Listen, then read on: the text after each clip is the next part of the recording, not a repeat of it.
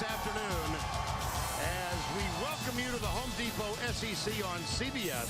The top-ranked LSU Tigers undefeated against the Tennessee Volunteers, who come into this encounter 3-2. One of the traditions in Knoxville, the pride of the Southland Band opening the tee and the entrance of the Tennessee Volunteers. But first, I think I caught a peek of the LSU Tigers.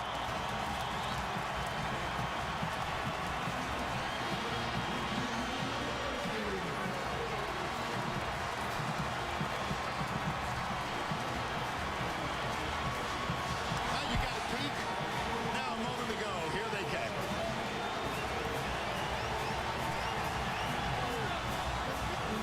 And you thought the surprises were only going to come in the game. Good afternoon, everybody. Vern Lundquist along with Gary Danielson. Welcome as LSU comes to town for the first time since 2006. Third week in a row they've been ranked #1. They take on a Tennessee team decimated by injuries. First of all, they lost potentially an All-American wide receiver. Justin Hunter went out in the game against Florida on the first offensive series, out for the season. And just last week, they lost their quarterback, Tyler Bray, in the midst of a wonderful season, out for at least 6 weeks with a broken thumb. That, Gary, means Matt Sims is back in the quarterback spot. Yeah, Vern, LSU is going to face a backup quarterback for the second consecutive week, but I don't think it's going to look like the Florida game. Matt Sims has experience. He's got a little bit to prove. He still believes he's a top-flight quarterback, and he's played against this LSU team and almost engineered a comeback. On top of that, he gets to play here at home. I think we'll see a different style, a little bit more run. I think Matt's going to play well. I wonder if the other 21 guys will play as well as him. This is an LSU team now that has won its first 6 games of the year by double-digit margins. First time LSU's ever accomplished that. In any sense, is this a trap game for them? Vern, I don't know. They're so deep. They have no apparent weakness. But if you're going to win a national championship, there's always that one game. I mean, it's not easy to do this. LSU's going to go on the road now, and a couple bobbles, turnovers like last year, and you can take a game that you should win and turn it into a nail-biter.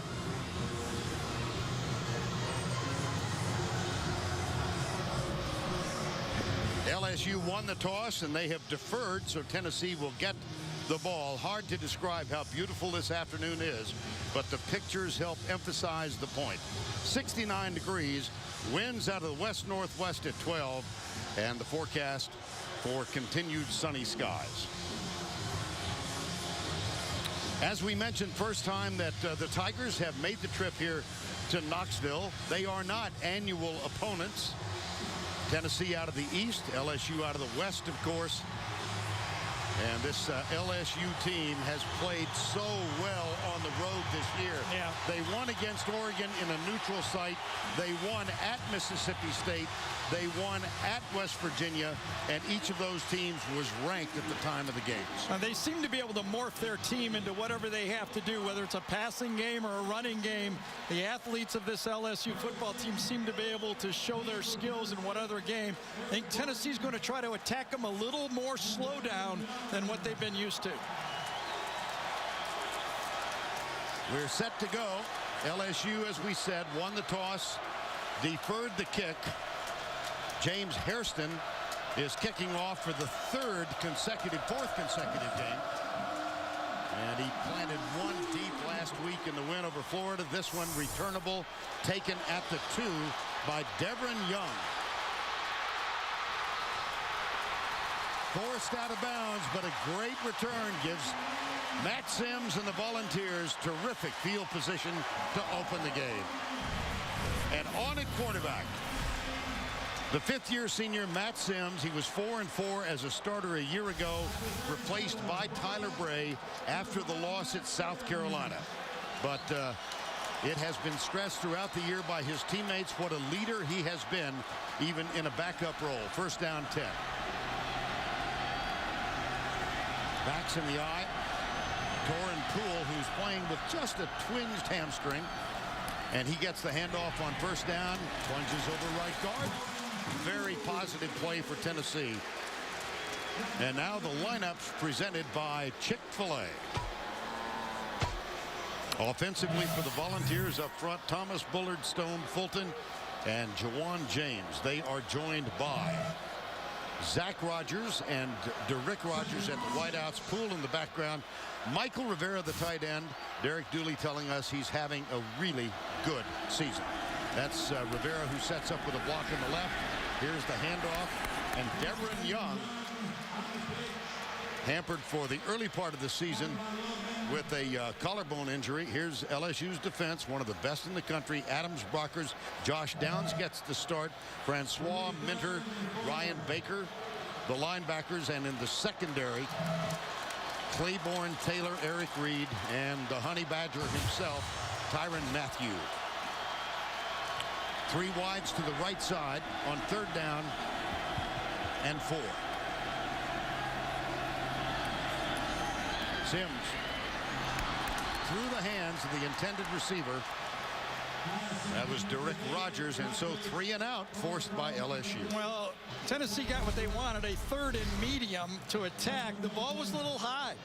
If that ball would have been placed a little lower, Rogers would have made an easier catch and it would have been a 1st down. They got the matchup they wanted. Ball just delivered a little high and that short of a throw. Matt Darr is on to punt. Tyrann Mathieu is back at the 15-yard line. Darr, only his 12th punt of the season. Fair catch called by Mathieu. Steps into it and grabs it at the 16 or perhaps the 17-yard line. 40-yard punt. Nothing on the return. And Jarrett Lee will lead the Tigers of LSU onto the field. Well, we've got stories of redemption here on both sides. Matt Sims getting a second chance, and Jarrett Lee back up to Jordan Jefferson the last 2 years. 11-4 as the starting quarterback on for the first part of the season because Jefferson was serving a 4-game suspension, which has now been completed. In the eye, Jarrett Lee backs in the eye.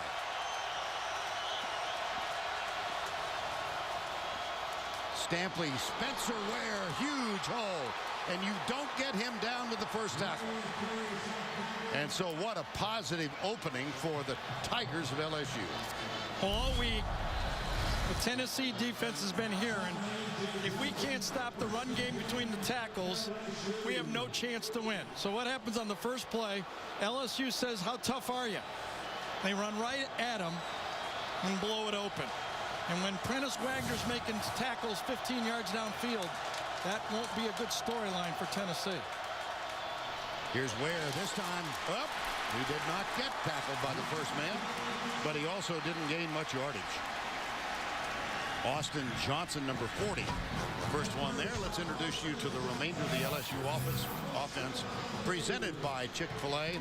Falk, Blackwell, T-Bob Abear moves to center. P.J. Lonergan did not make the trip. Randall, Stampley, Ware, Peterson, the tight end, and Beckham, a wide receiver. Les Miles, 7th year as the head coach. Second time Tennessee has gone to the bear look. 5 men up front trying to stop this running game. Lee back, flips it out left side, and that's D'Angelo Peterson, the tight end. It'll be 3rd and long. Defensively now for Tennessee. Smith, Jackson, probably the best of the front 4. Hood and Martin, the linebackers, 2 freshmen. And A.J. Johnson expected his coach's hope to have a big game today. In the secondary, Lanier, Brewer, Wagner, and Marsalis Teague. Cadron Boone is in. Jarvis Landry's in. James Wright is in. We've got Jarrett Lee with 1 man alongside him. That's Spencer Ware.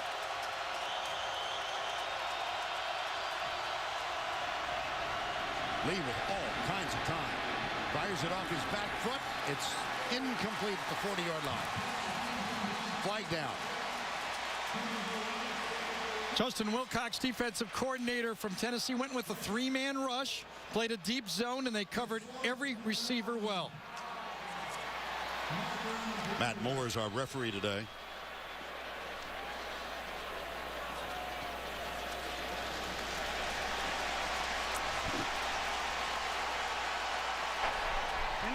receiver downfield. Number 83 of the offense. That penalty is declined. 4th down.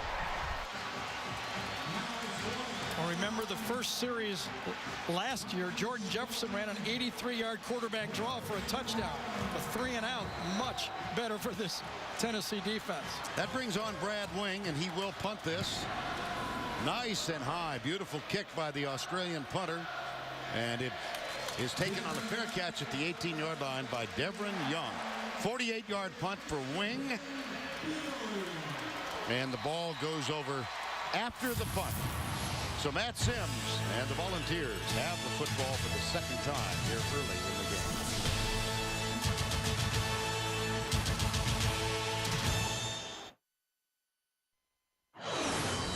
LG, as a proud NCAA corporate partner, presents great SEC rivalry. Tennessee, we're cooking now. It's all about tailgating, glad women, drinks, drinking, friends, drinking, hell raising, celebrating, trash. And it will be Tennessee victorious. Side picked off, Jonathan Senon, touchdown. Go Tigers! Upset Central today, baby. Maybe in Missouri, but not Knoxville. Well, it's all part of the fun. This is the first time LSU has been back here since 2006. They won that game and have won the last 3. By the way, that black and white footage is from the 1959 game here. LSU came in as number 1. That was Billy Cannon trying to score in a 2-point play, and Charles Severance made the stop. And a memorable moment. Yep. That was a week after Cannon's All-American run, 89 yards against Ole Miss with a punt return. First down and 10. Sims, right side, overthrew it again. Yeah, he got hit just as he let it go, too. You know, Vern, just to give a little bit of perspective of how much Tennessee has lost, I was asked to name my 5 most impactful players in the SEC. Alshon Jeffrey, Marcus Lattimore. I have Trent Richardson and 2 Tennessee players, Hunter and Bray. So 40% of the 5 best players, in my opinion, are lost, and they both play for Tennessee. Motion and a flag. And I remember you saying when we saw Justin Hunter go down, now they're trying to fly with 1 wing. Yes, and you know what's happened now, because Bray was so good, and as we look at Justin Hunter right there on the On the crutches. defense. Number 77, 5-yard penalty. 2nd down. Because they were so good at that, what they've done is they become a little pass happy. Florida and Georgia, 2 games. Now, they have negative yards rushing, but if you take away the sacks, they still, from the tailback position, rushed for 27 and 23 yards. It's going to be a different style because no Bray and no Hunter in this football game. First down and 5 now. 2nd down. Little shovel pass underneath. It's complete. That's the first down. That's Devin Young. First down, Tennessee, all the way out to the 45-yard line. Morris Claiborne with the tackle. Derek Dooley telling us yesterday, you're going to see 4 running backs, and one of them will be the freshman, Devin Young. Yeah, they fake to him, and then he sidesteps the blitz and just continues out. They said they wanted to get Young 10 touches in this football game. Offensive touches, he's already had 2 in this game. And a first down 10 after the 21-yard shovel pass. See the different style, though. It's not a Bray style. It's more what Matt does. A little more complicated in the running game, calling out the fronts and attacking. This is Torrent Poole back in, the starter, who in this game a year ago had 109 yards. There's a little tussle after the ball is whistled dead. Well, they have not run. They're only averaging 84 yards, as you can see, 85 actually, 2.5 yards. And in their 2 SEC games so far, minus 27 rushing. Now, Yeah, but that's that crazy stat. Yeah, I know. Sacks in there. But when you look at it, when they tried to run it, they still only ran it for less than 30 yards. 2nd down.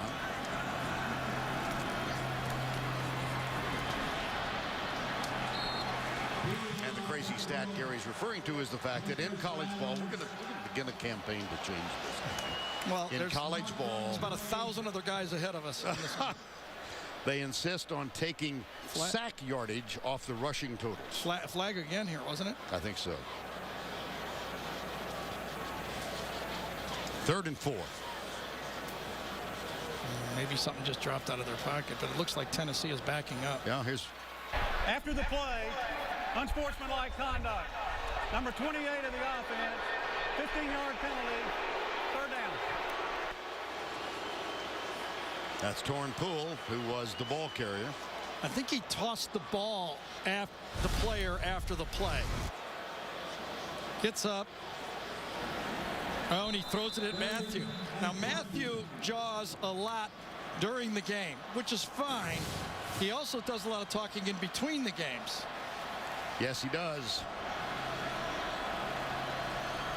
On 3rd down.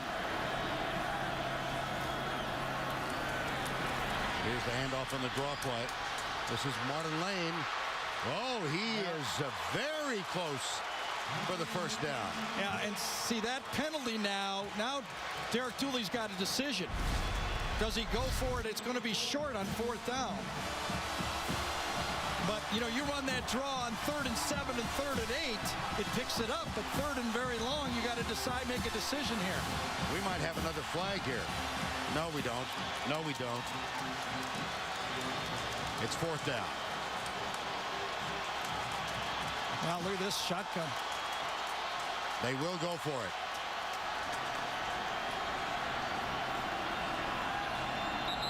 Whoops. Now they'll punt. Yes, they certainly will. Dallas Thomas, number 71, is the fellow who moved the left tackle. Well, wasn't that interesting? 4th and less than a yard. Number 78 of the offense, 5-yard penalty. Just wonder what they were going to do here. 4th and less than a yard, and they were going to go shotgun. Were they going to try to run the ball or throw the ball? Happens right up here at the top. Does appear that it was a pass play called. And that's going to bring on Matt Darr, number 5, the punter. And Tyrann Mathieu back inside the 15-yard line again. High, short, very short. Oh, on Smart. Mathieu runs under it, grabs it, and is out of bounds near the 35-yard line. He's absolutely fearless of a football player. He wants the ball as a defender. 5'9", 175 pounds, maybe. And he's on his way to an All-American status.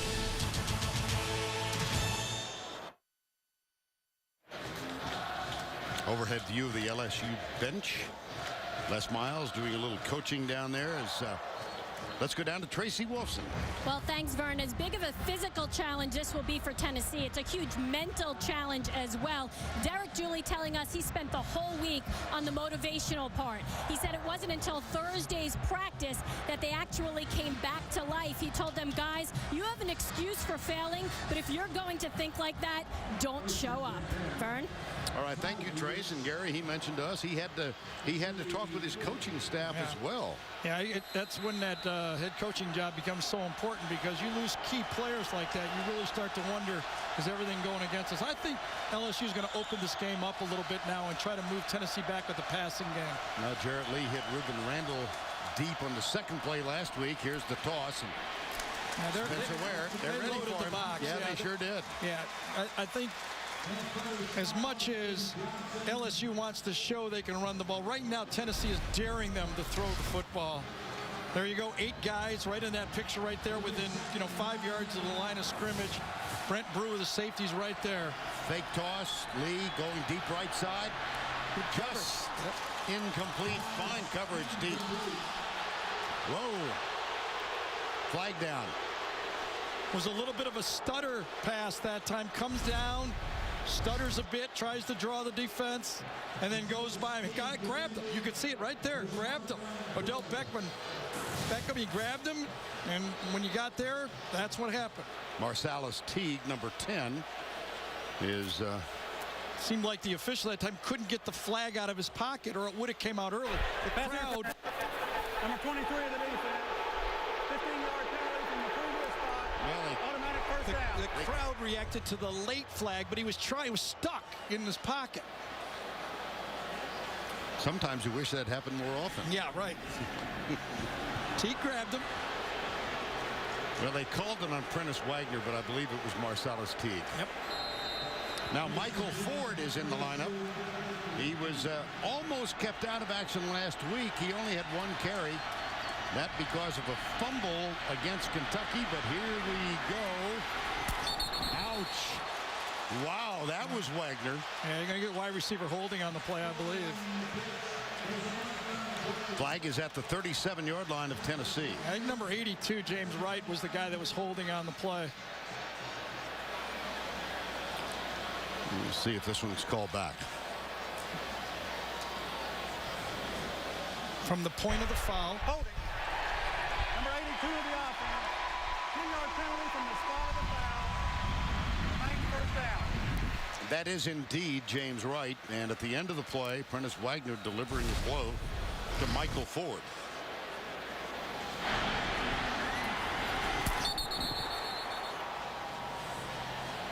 So the ball is spotted now at the 47-yard line, and it will be first down and 7 after the ball marked off. Russell Shepard goes wide to the right.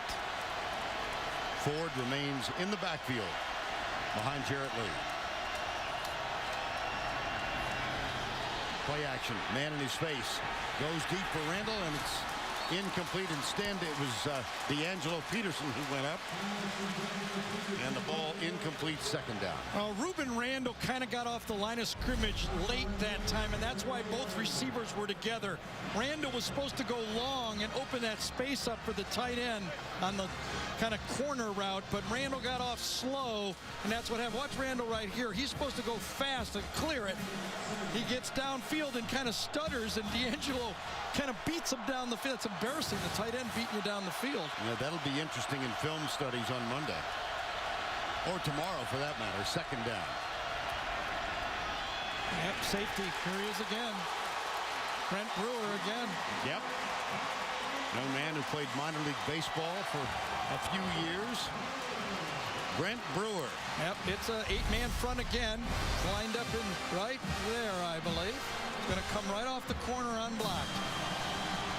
Loss of 3.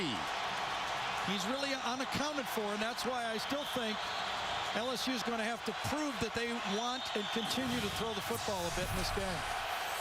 Shepard and Beckham both go wide to the right. Shepard is the man off the line of scrimmage. Third down, 10. A lot of time. Bad pass. Boy, he got eaten up on that play. Whew.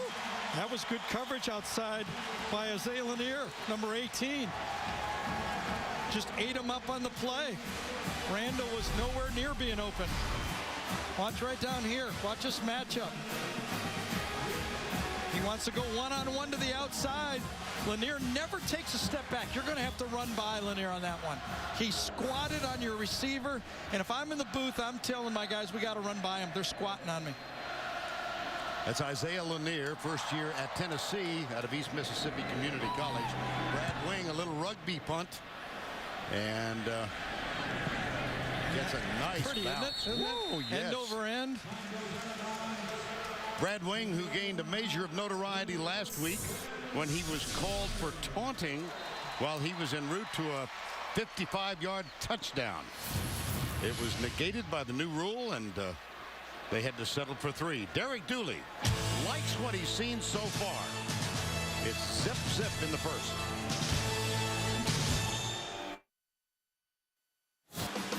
Regional coverage of the NFL on CBS tomorrow. Lead game early. Buffalo at the New York Giants. Phil Simms and Jim Nantz will be at that one. Late game lead Houston at Baltimore. It all begins with the NFL today. James Brown and the quartet, 12 noon Eastern time, presented by Southwest Airlines. Well, I bet Big Phil has his eye on this game this afternoon. You think? Yeah. And, you know, great opportunity for Matt to kind of get a chance to play again. You know, he always thought that, yeah, Tyler Bray's good, but so am I. I want a chance too. Started his career, did Simms. Here he goes right side. This one is complete. Got to Ben Bartholomew, the full. Oh, that was nice. Oh, yes. And he's out to the 17-yard line. Let's go back to the studio for a John Hancock update. Here's Tim Brando. A hard-fought win, gentlemen, for South Carolina in Starkville. Alshon Jeffrey's going to catch this 4-yard touchdown from Connor Shaw with 3:50 left in the game. But the bad news for Steve Spurrier, a sprained left knee to Marcus Lattimore. He'll be out for a while. Back to you.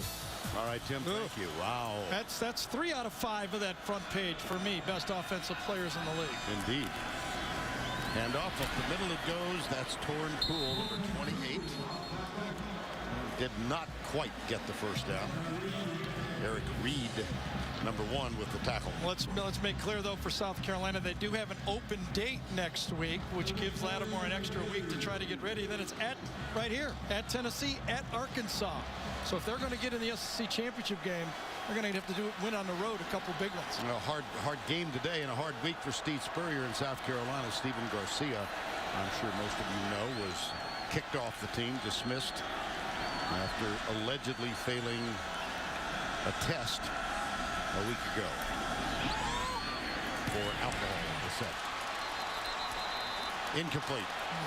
4th down. That was nice coverage that time. In the secondary by Morris Claiborne. Again, the snap. You just wonder, you know, on these short passes, you have to have clean snaps. Ball was low and to the left. I think that's why Matt Sims, he had enough time, it looks like. Delivers the ball, but it was very good coverage on the play.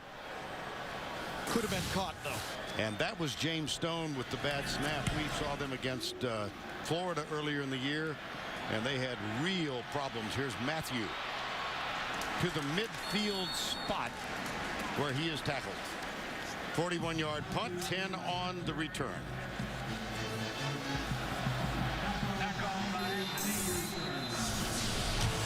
Scoreless at Neyland. LSU has the football. Jarrett Lee has gone every snap as the starting quarterback so far, but we will see Jordan Jefferson in time, Gary. Yeah, and maybe sooner than we think. See, this is the tricky part of managing this 2-quarterback system. Even if he wanted to go to to Jordan Jefferson right now, Jarrett Lee has not gone off to a great start like he did last week when he hit Florida with the big pass, and then you feel real comfortable bringing your second guy in because the first guy had success. What do you do if your first guy's struggling? And then you bring the second guy in and he's successful. That's when it starts to be talk show fodder. Jarrett Lee is 1 of 4. Quick pass out to the right side to Beckham. The freshman. That's a nice way to not surprised. They need to try to get him off the mark a bit throwing the football. Odell Beckham, number 33, with the catch, a true freshman from New Orleans. Isidore Newman High School.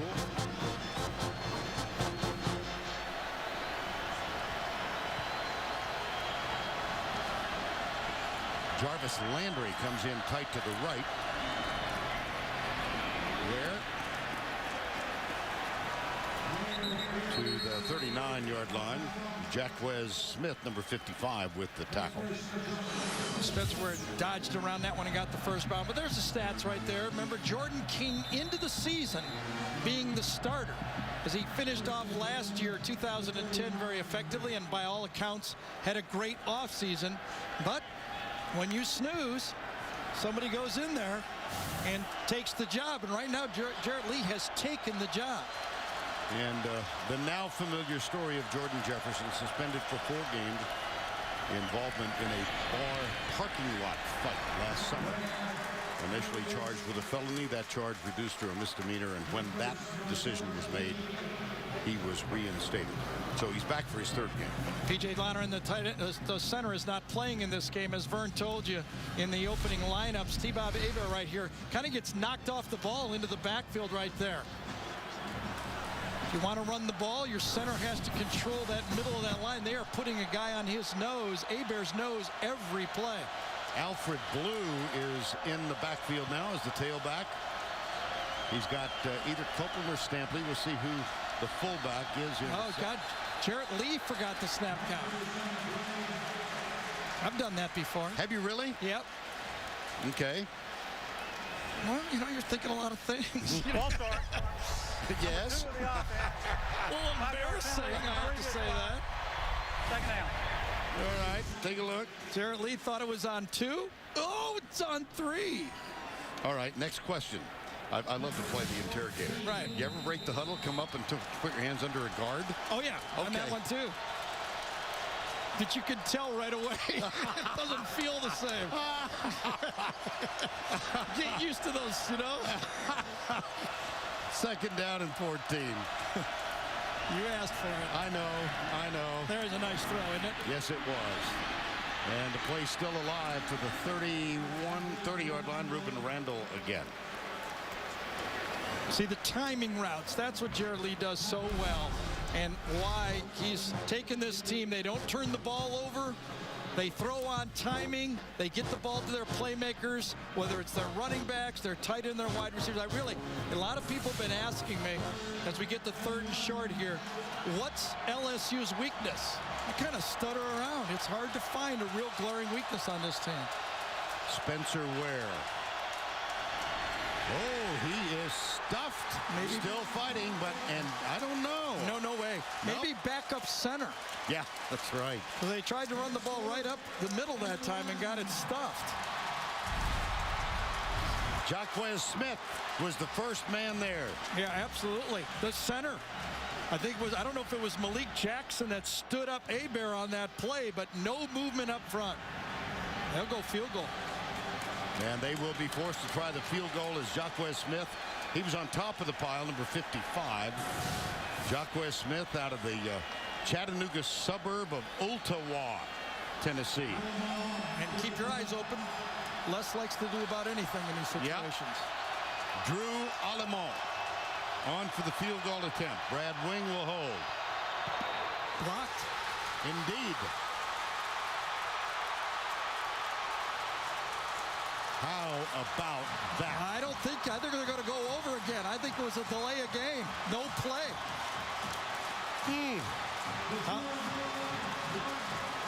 Was it Kurt Magid that made Yes, the it block? was. Yes, it was.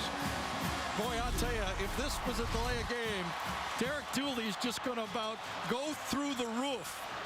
Every time he thinks something good happens, it doesn't. Was this blown dead?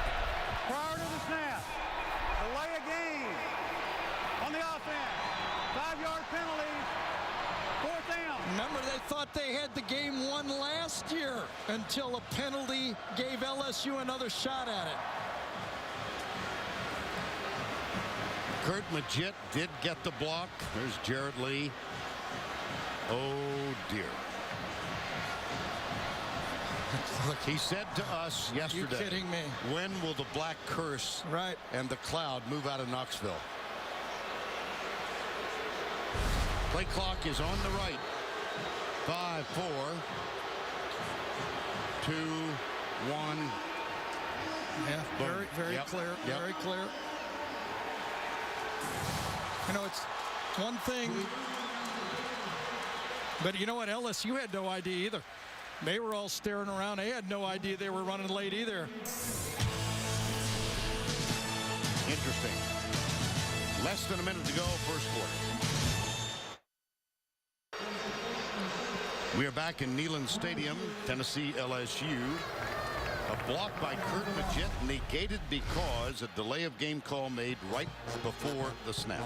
Yeah, just kind of skipped right over the LSU lineman who kind of went down on the play. But now you got 3 options, maybe 4 if you're LSU. Do you 53-yard field goal?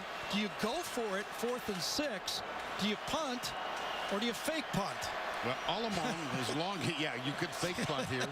We've seen that, have we not? With Brad Wayne? I got to say, I would think about going for it here. It's about where the opening kickoff was run out. They will pass on the field goal attempt. Alemont's longest of the year is 44. This would have been a 52 or 3-yard. They're going to get a delay of game again.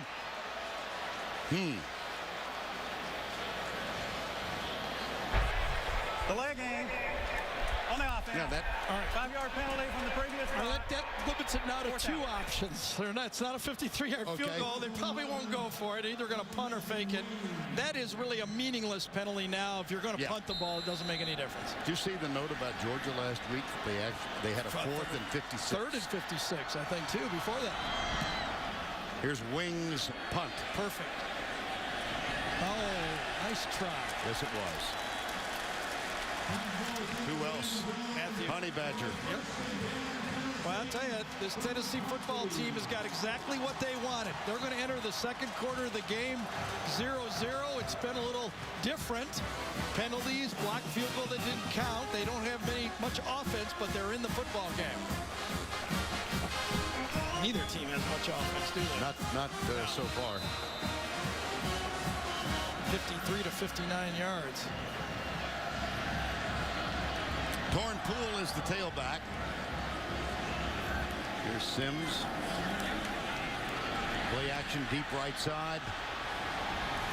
Oh, Did he catch it in or out? Out of bounds. they ran stutters on both sides. Zach Rogers on one side and then to the bottom of the formation.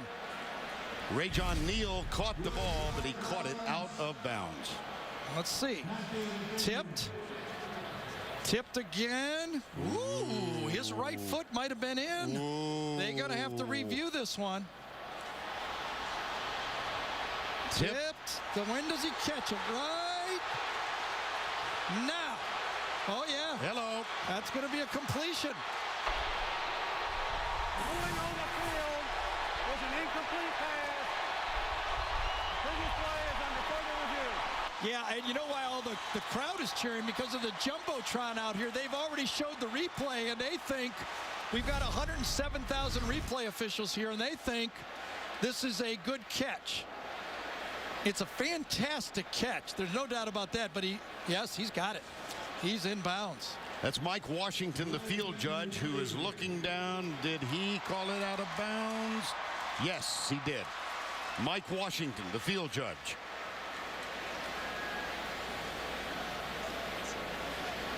Again, and that's the toughest play for the field judge. He's got to watch the ball, whether he catches it. Look, he's not on the line, and as he catches it, he has to look at the ball and the foot at the same time. This is where I believe there's a weakness in the replay rules in college football. Because the official can't go to the replay booth and say, you know what, my guy did not see the foot and the ball at the same time. The replay official's on his own to make the call, and he has to overturn the call. I think it's clear in this case, but sometimes it has to be perfectly clear. Mike McGinnis is the replay official for this Tennessee LSU game, so it's now in his hands. You know, on the top of the field, on the other side, Zach Rogers did the same pattern and was open also. When we talked to the offensive coordinator, Jim Chaney, he told us he felt he could attack the corners from LSU deep because they never have to cover much because the pass rush is so good. Well, I think you made a really good point about the field judge and the difficulty he faced gauging whether the catch was made and then getting his eyes down to see if the foot was in bounds.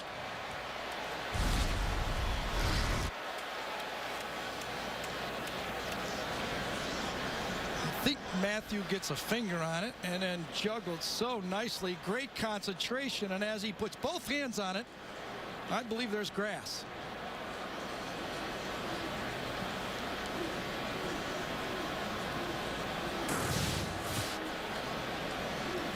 You know, and that's got to be, if this one is overturned, that is going to be great confidence for the Tennessee defense, because what did Dooley tell us? We need the offense to give some hope to our defense. That would be great for Sims and for the Tennessee defense. Matt Moore getting ready to let us know the decision reached by Mike McGinnis. After review, the video evidence shows a catch. They got it right. I believe they did. And there is no doubt in my mind that offensive coordinator Jim Chaney was going to take a few shots downfield. He really didn't believe he could drive the ball on the LSU defense 6-7 first downs in a row. He knew he needed some big plays, and he knew he'd have to manufacture them one way or another. That's a 38-yard completion. Matt Sims to Rajon Neal, and a first down at the 42. Play action again. Sims looks left side. Man-for-man coverage. This one is picked off. Intercepted at the 5-yard line. Morris Claiborne, number 17. Oh, boy, watch out now. Yep. Claiborne, one man to beat. No, it's another from behind. He's caught and dropped by Zach Rogers. But nearly an end-to-end return with the pick. You know, that matchup was Morris Claiborne against Rick Rogers, the most physical receiver for Tennessee. Sims is just going to put it up and say, my guy could beat your guy. It's bump and run. When he throws it, he's got a one-on-one to the top of the screen. Claiborne wins the one-on-one. When the ball goes up in the air, Claiborne goes and gets it at the top. You got to figure your receiver's going to help you out there. You got 40 yards of air time. If you can't catch it, you can't let the other guy catch it. In a big win at West Virginia, Claiborne returned to kickoff 99 yards. That interception return was for 89. No touchdown because of the hustle shown by Zach Rogers. And another blow for all those people who believe in momentum. You got to preach to the congregation. Well, nobody believes me. When you get an opportunity. Right. When I retire, I'll still be doing it. It's always good to have you in the pulpit.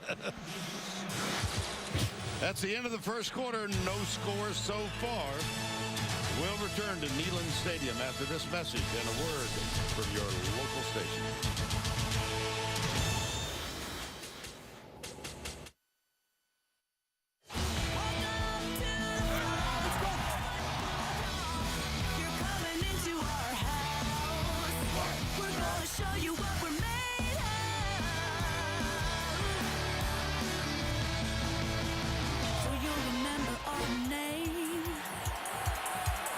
Welcome back to Neyland Stadium, Knoxville, Tennessee. We began the second quarter. Vern Lundquist, Gary Danielson, Tracy Wolfson. LSU with a second down and goal at the 5 following an 89-yard interception return by Morris Claiborne. This is the heavy formation. That's Copeland, number 44, weighs 280 at fullback. Spencer Ware, the deep back in the eye, and Jarrett Lee is the quarterback. Steps up, Randall. Ruben Randall has it. And that's a touchdown, LSU. Well, was that great timing on that throw? This is a read route for all you people. If it's bump and run, Randall will run the fade. When he's off, he'll run the slant. He's got two options on the play. Both the quarterback and the receiver read it the same way, and the ball's out of Jarrett Lee's hands before anybody even moves. Extra point now coming from Drew Allemont. Brad Wing is the holder. And it took a while, but we've got points on the board. And I think Les also got exactly what he wanted in Jarrett Lee to get off the mark, get a touchdown pass, and now if he puts the other guy in, he's got a quarterback that feels good about himself. But it was Morris Claiborne that did it. That's turned the field upside down, and from there, they stuck it in.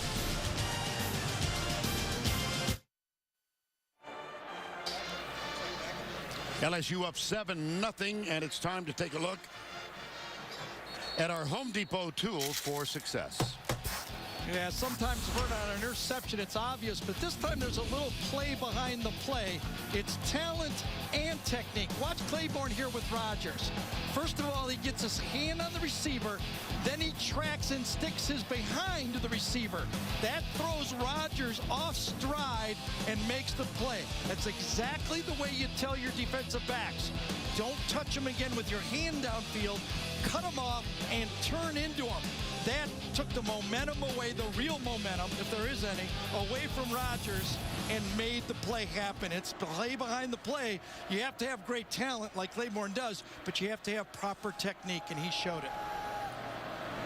And now time for the kickoff. This is Hairston. Whoops.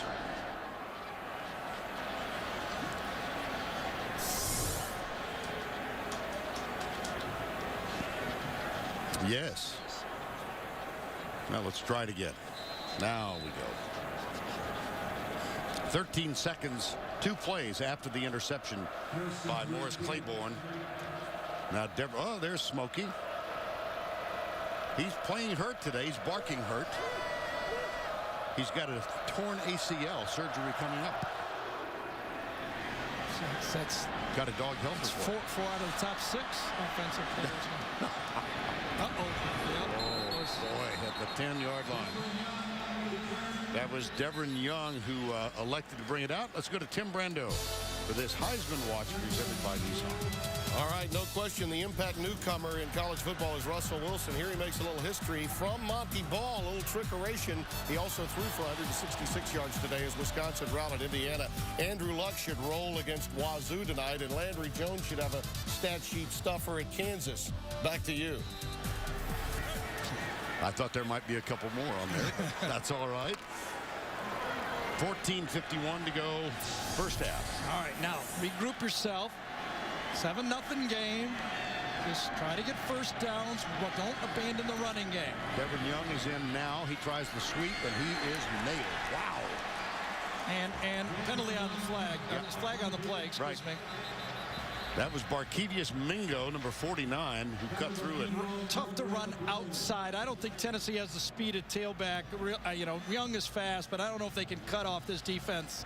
You almost have to run right at this Mingo and these guys. They can't get the block on the edge. From the inside out, linebacker almost makes the play. It's just too much speed. I think it was Minter, Kevin Minter, number 46, from the back door. And here's Matt Moore with the call. Illegal formation. More than 4 men in the backfield on the offense. The penalty is declined. Second down.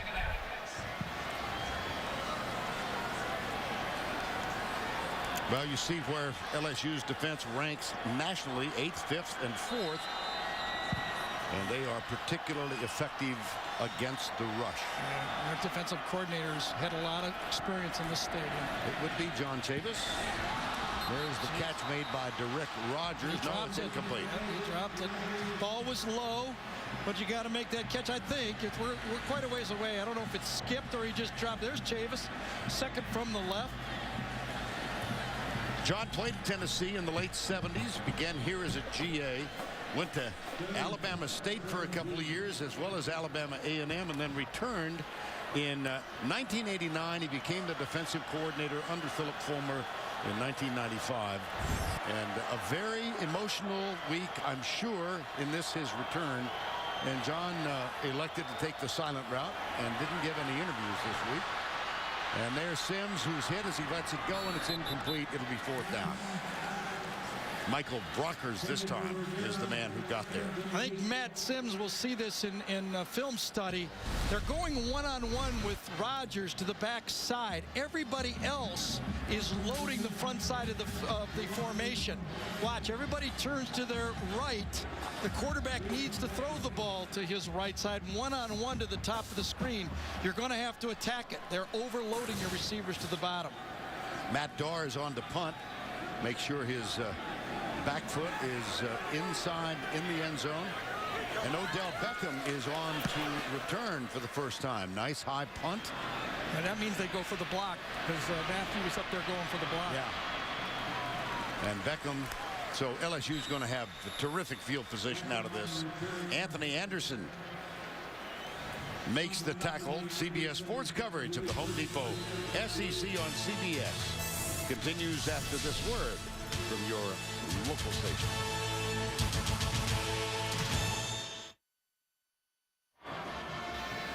.14:07 to go first half. LSU terrific field position and the ball 7-0 they lead. Earlier, Johnny Majors and his teammates from the '56 Tennessee champions were honored by the crowd here. Johnny Majors, a player, All-American, and head coach here, and it sets up the Aflac trivia question. No Tennessee player has ever won the Heisman. Which 4 players have finished as runners-up? It might be Johnny Majors included in that quartet. Johnny came up to me prior to the game and showed me that jersey. It's a tearaway, those cotton jerseys back in the past. He says, well, each guy used to have 6 of those jerseys for the game. Wow. And canvas high tops. First down. Jarrett Lee still a quarterback. Alfred Blue is the only man in the backfield, and he gets the handoff and comes right, and he won't get much. Well, Johnny Majors, when he was the coach here, was known as much for his ingenuity as a coach as for his wardrobe. He wore orange pants. And Derek Dooley, when he took the job, said he knew that Majors had worn the orange pants. He was also inspired by a story of Condridge Holloway, the great Tennessee player from 2 decades ago. So Derek Dooley decided to wear the orange pants. They become a rage here in Knoxville. Here's the big difference. Johnny Majors ordered his off the rack, bought him off the rack. Dooley, they had to find a special dye in London, and they dyed him 3 times to get the color right. I formation. Lee, play action. Man open, nice tap dance on the sidelines, and the catch is made by Reuben Randall. It is real interesting. One of the great things about being in a league and following a league for now 5, this is my 6th year, is you get to watch people come and grow as a player. Jarrett Lee is growing as a player, and also Jordan Jefferson. We're going to see Jordan for the first time in this football game. I mean, you know what Jarrett Lee has become as a quarterback is a steadying influence on the football team. Capable of winning on the road. Very valuable football player now. 3 wides, Beckham bottom of the screen, Shepard the top. Here's Jefferson out of the gun going left, and this is the facet he gives this LSU offense that is not offered by Jarrett Lee. It's Jordan Jefferson with the run into the arms of Austin Johnson. Yeah, and this time he just follows J.C. Copeland, number 44. Vern told you, 275, 80-pound fullback, and gets into the secondary, and they've got that isolation lead draw with the quarterback. Player down at the 15-yard line. Yeah, I think it's going to be Prentice Wagner, number 23. Remember we said I don't think he should be making a lot of tackles? Yep. I think Jefferson ran right through him. Wagner. We visited with him yesterday. He is very slightly built. I mean, he's one of those guys, as a safety, you have to keep him way back. Unfortunately, this time he's the only guy there. He comes up, dips his head way down too low. That's a dangerous football play. Let's hope he's okay. Yeah. Prentice Wagner, number 23 for the Volunteers. And as they take care of him, we'll step aside. Thursday on CBS, they know when someone's in trouble, but can they find a kidnapped child in time? Catch the new mystery thriller, Person of Interest. Thursday, only CBS.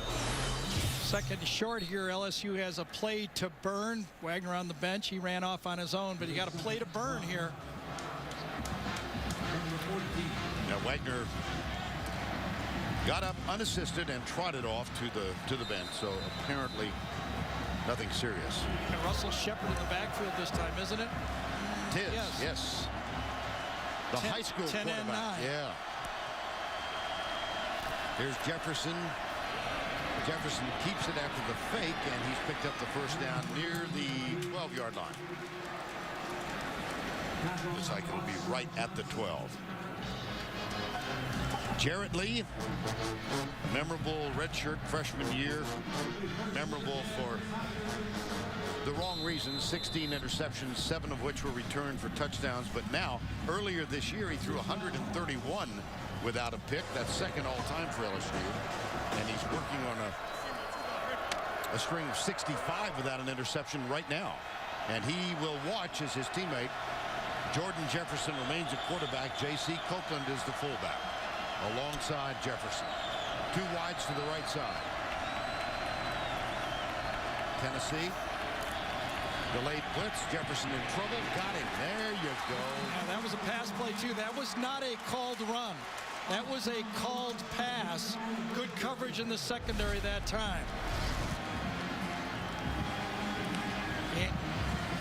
Angela Peterson goes out, no one to throw the ball to. I mean, that's where the lack of practice time for Jordan Jefferson. He could have dumped that ball off to his fullback and got a couple, 3 or 4 yards instead of second and long. It could have been 2nd or 7 and 8. Here are the red zone stats for LSU presented by Verizon. You see 24 touchdowns, 30 trips inside the 20-yard line. Second down here. Copeland leads the way, and they got him again. Yeah. Third down.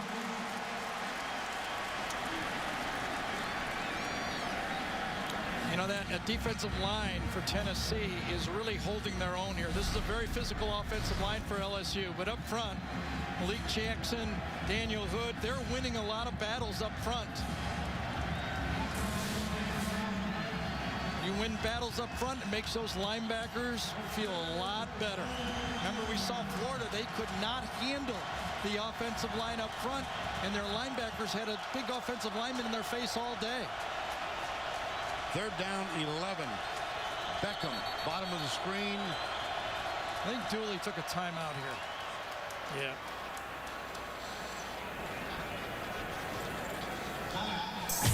Time call by Tennessee.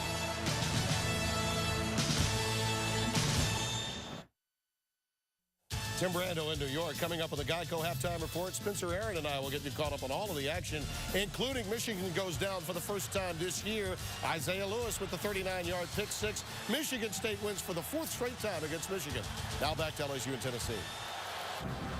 You're forced to frown on Tracy Wolfson's LSU 7-0, and you pointed out that the Tennessee D playing very well. Yeah, they have. Remember, LSU has imposed their will on everybody they've played so far this season.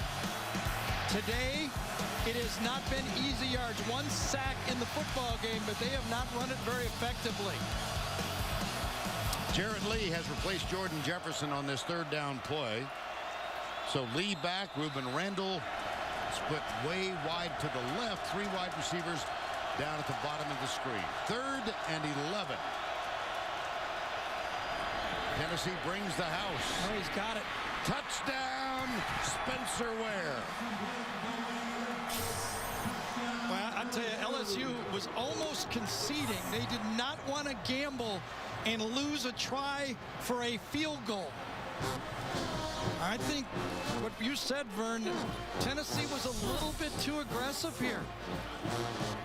One guy got cut off, and all of a sudden a play that should have got 3 or 4 yards ends up being a touchdown. 10-0 is survivable. Is 14-0? We don't know. That's the first receiving touchdown of the season for Spencer Ware. And Drew Allemont will kick the extra point, knocks it right down the middle. Spencer Ware. You will see Tennessee be aggressive with their defense. Watch how they come up and on the play, and then when they get out of it, they don't take the proper angle. See, they attack, they get picked off. Good block to the outside by Ruben Randall. Yes. Wow, Ruben Randall did a great job on that play. Will Blackwell was also out there, number 60. Only the 7th catch of the season for Ware. This one results in 7 points. Well, another look, 3rd and long. Tennessee goes man coverage on the play. 2 good blocks. Randall gets a block. Will Blackwell gets a block. Spencer Ware sets it up nicely. And that's one where you're almost sure as a defense you're going to hold them to a field goal try, and you end up giving up a touchdown on 3rd and long. So the deficit now, 2 TDs facing Tennessee. Devin Young is back to return it along with Eric Gordon, number 24. And James Hairston will kick off.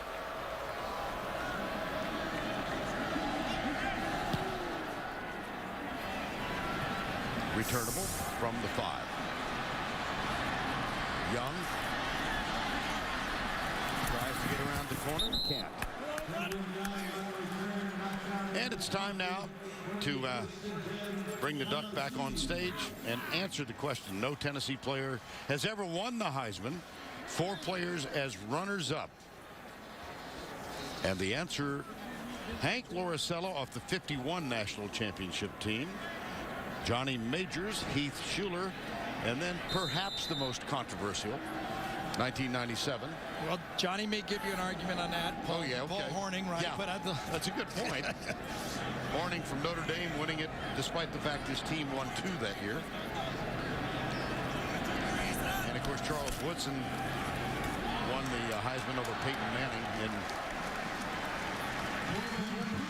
And guess who's here today? Still very much a part of his alma mater's program. Peyton Manning.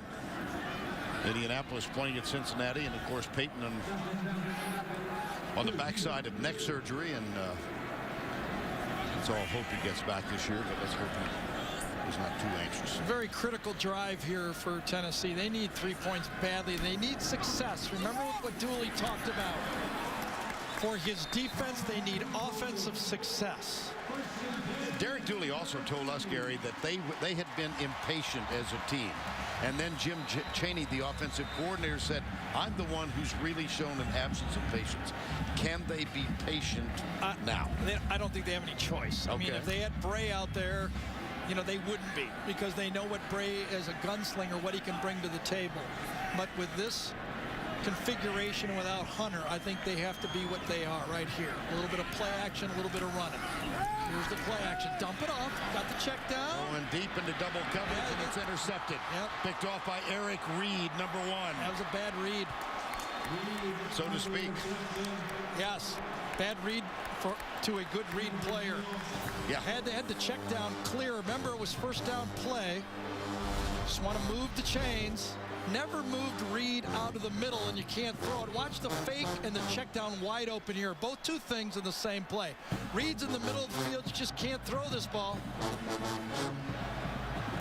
That's, you know, 101. It's the first thing you do. And as a play caller, okay, if you're Jim Chaney and you're calling a play on first down, they give you a call like that, you've got to save the play. If the big one isn't there, dump it down. Now there is Tyler Bray. They do not have him available for a while with the broken thumb on his throwing hand. Here's Nice play. Odell Beckham. Tyler Bray was having a sensational year. Young man from California, 14 touchdowns, only 2 interceptions for the season when he was injured last week against Georgia. 2nd down and 9. That was Eric Reed on the bench with his first interception of the season. You know, everybody's conceding 6 weeks here. I had a broken thumb. Yeah. And after about 2 or 3 weeks, they can fit it so you can play with the broken thumb, you know, with a kind of a semi-cast. I'll be interested to see if he wants to get back out there. Jarrett Lee in at quarterback. We saw Jordan Jefferson for a series and a little more than, well, yeah, it was a series. And the catch is made by Kenny Hilliard, the fullback. Let's check in once again with Tim Brando back in New York. Vern, we're not just going to pile on Tracy's alma mater. This is an alumni update. Gary, didn't go well for Purdue. Robert Marr picked off here by Penn State. They win. Vern, your Texas Lutheran group is getting whacked by McMurray. And Tracy, we had to give the score again. Back to you. Oh, dear. Well, technically it was closer than the experts say. That's all I want. That's all I want to say, okay? There's different ways to look at the games. Well, sadness for... Not that I noticed those things. Yeah, of course. Understand. 3rd down. Left side. Oh. Again, enough pass rush to throw Jarrett Lee off his footing. I'll tell you, Malik Jackson. And the coaches raved about Malik Jackson. All SEC first team a year ago. He has been dominant on the line of scrimmage, and he forced Jarrett into bad footwork on the play. That's him right there. Watch him loop around. Jarrett Lee backs off, throws it off balance. He actually could have stayed with that a little bit longer, but that caused the incompletion. And so Devin Young is back. Here's Wings punt. And it will go into the end zone, come back following the touchback out to the 20-yard line.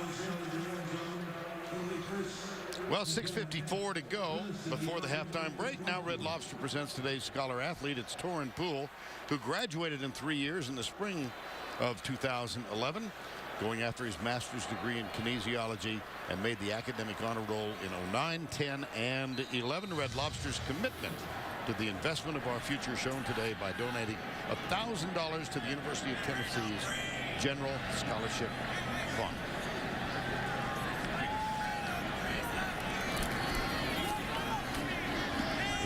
Torrin Poole on cue.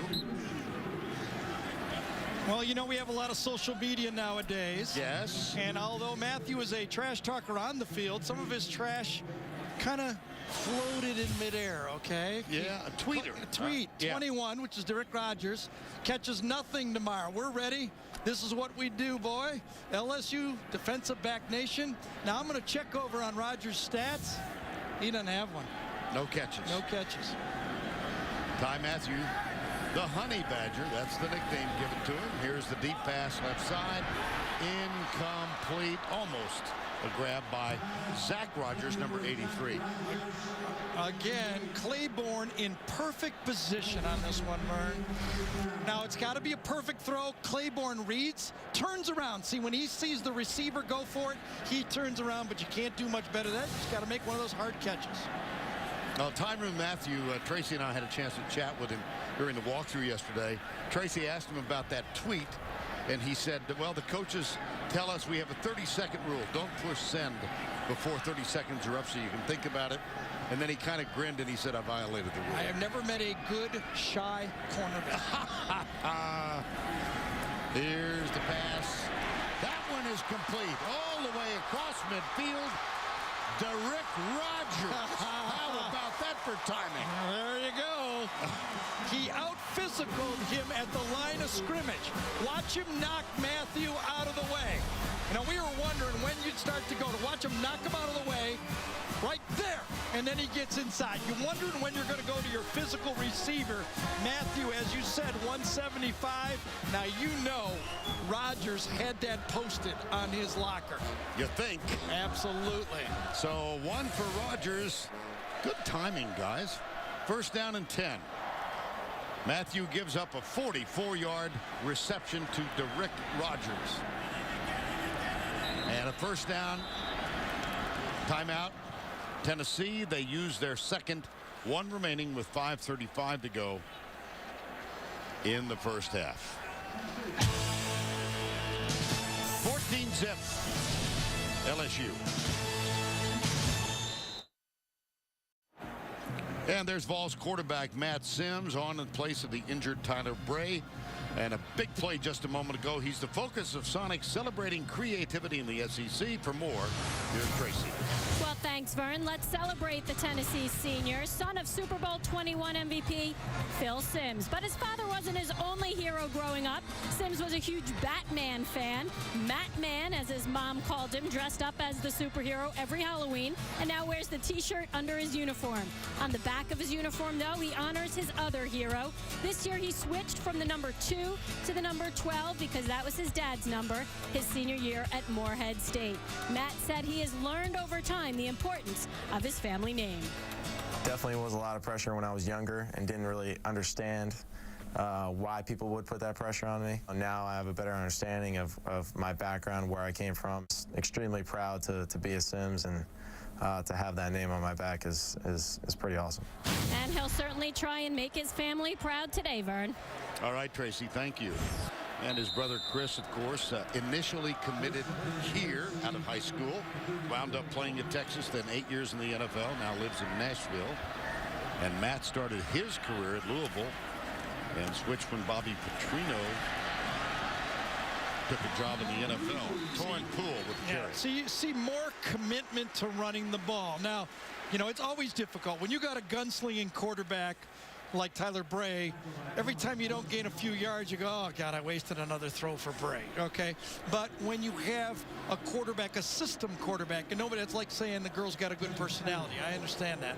But when you got a guy that plays within the system, you know, you have to be able to run the ball, and there's more commitment to it today than in the past. And a fine gain on first down. It's second down. You see they're averaging 3.2. Again, great block. Yes, indeed. Poole spilled as he gets inside. Oh, it's Bartholomew with the block, and Torrin Poole with the run. I tell you, Alex Bullard, number 78, just took his man out of the play this time. Left guard, right there. Watch his technique on this one. Takes him, turns him, drives him into the backfield. That was Benny Logan, #1 defensive tackle right there. And then again, you know, sometimes the offensive line gets challenged also, or you lose the quarterback and somebody looks up front and says, all right, guys, let's see what you got. Michael Brockers is the injured player for LSU, the sophomore out of Houston.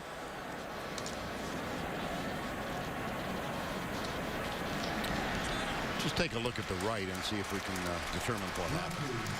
Right side.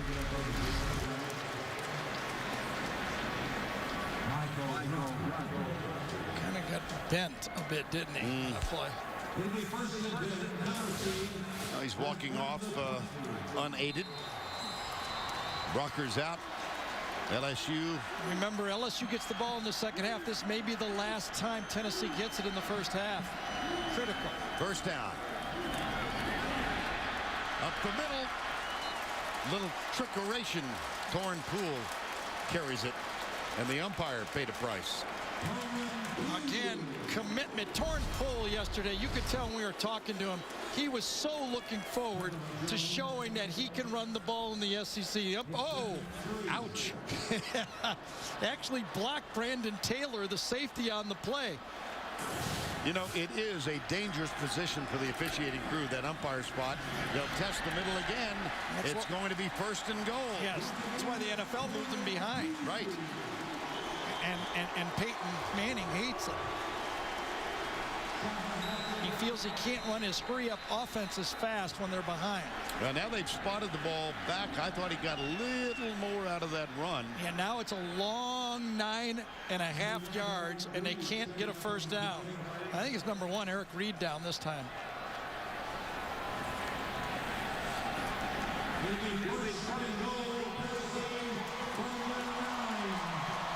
I think it's Eric Reed.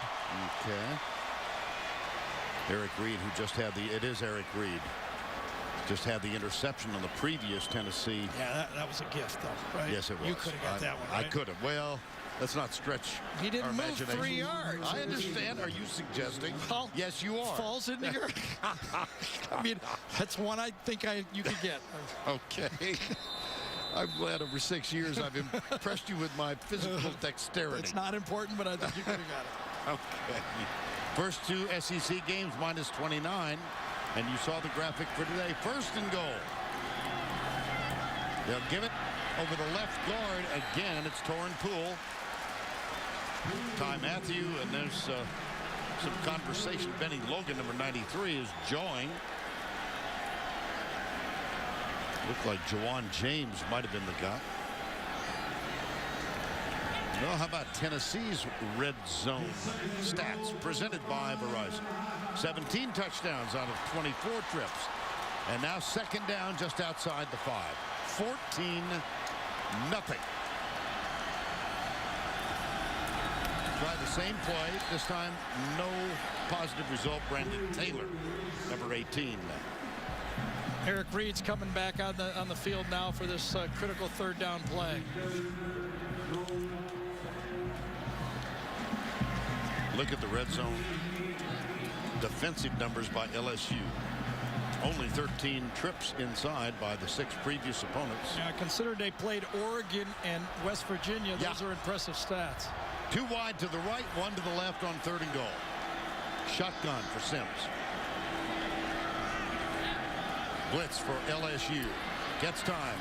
Fires it incomplete. My interference. Ty Matthew, absolutely. Yes. The Honey Badger got flagged. The Anthony Arnett was the intended receiver. You know, that's one where Matthew read that play so quickly. He knew where that ball was going. Those ball instincts that time. He knew Arnett was going to go on the out route, and he almost beat him to the spot, ran right up his back. Pass interference. #7 of the defense. Ball will be placed at the spot of the foul, the 2-yard line. Automatic first down. Anthony Arnett is a true freshman right here. Here's Tyrann Mathieu, one-on-one coverage. He knows he's going to the out. He jumps it. Watch him jump it. And he beats him to the head. Run right through Arnett on the play.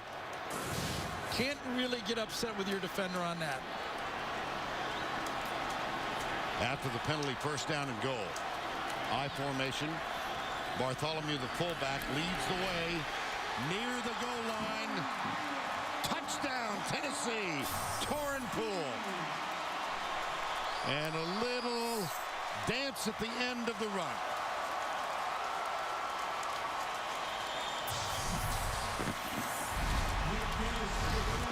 One impressive drive. This time he followed Alex Bullard, number 78, coming around, and the fullback, as you called it, Vern, Bartholomew.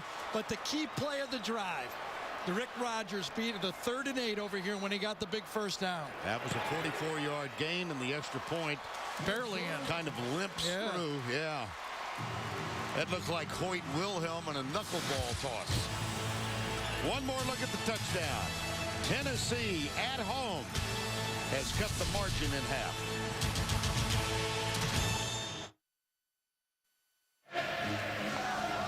Well, you are hearing Rocky Top in the background. National anthem of Tennessee. Don't forget the Geico halftime report coming up with Tim. Back in the studio, scores and highlights from around the country. Spencer and Anthony will join him. Aaron, rather. And they are looking at the extra point. They're reviewing it. Ty Matthew almost, he might have touched it. Not sure. It sure did limp through.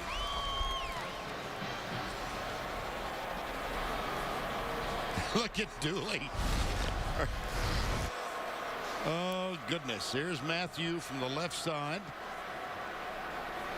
Well, it was Syracuse and Toledo where the very controversial hit the upright and bounced through. Yep. Now, if you put like a penny on that post right there, you can't see the post behind it. You can see the football covered the white. Yes. So it's good. Okay. That's an inside. I can't. Oh, goodness. That one from behind was very clear, I thought. Yeah.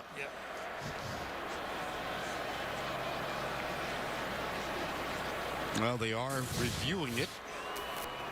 After review, the ruling on the field is confirmed. The extra point was good. LSU is charged with a timeout. Nice to see Les smiling. It was close, I'll give you that, but it was through. That was an impressive drive. One more time to look at the touchdown. Michael Rivera, the pass-catching tight end.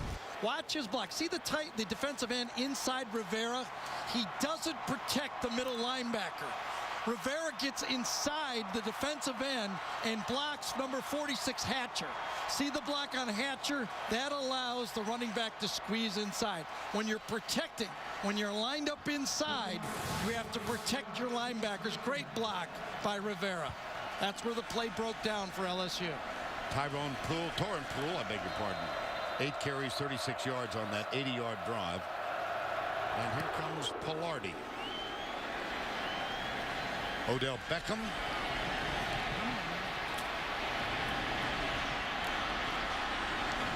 Knocked down from behind across the 30 out near the 34-yard line. Monday, the only thing these two girls have in common, they're broke. New Two Broke Girls right after How I Met Your Mother, only CBS. 14-7 at Neyland in Knoxville. And LSU has the ball back now with 2:16 to go. Both teams one timeout remaining. And Jarrett Lee is the quarterback. Spencer Ware deep back in the I formation. Here's Ware. See, LSU was going to find out what we got here before we're going to go 2-minute offense. We want to run a couple plays, but now with the first down there, I think they're going to open it up. Hustle up to the line. Well, hustle, amble up. First down. Under 2 to go. Yes, they are. Lee. Oh, my goodness. Randall down the sidelines. How about that? Yeah. Bad technique to the outside. It's all right if a guy completes one, but you got to stop him afterwards. Marcellus Teague, that's the second time in this game. Had the holding penalty. All right, it's a stop, lock, comeback. Got to go to the outside, force them to the inside. That's where all your help is. You get beat one-on-one, and it costs your team a huge football play. 45 yards after Teague made the mistake. And a first down inside the 10. Vern Teague was hitting himself on the head. He knew it as soon as it happened. I mean, it's so easy to talk about it up here, but one false step against these great athletes.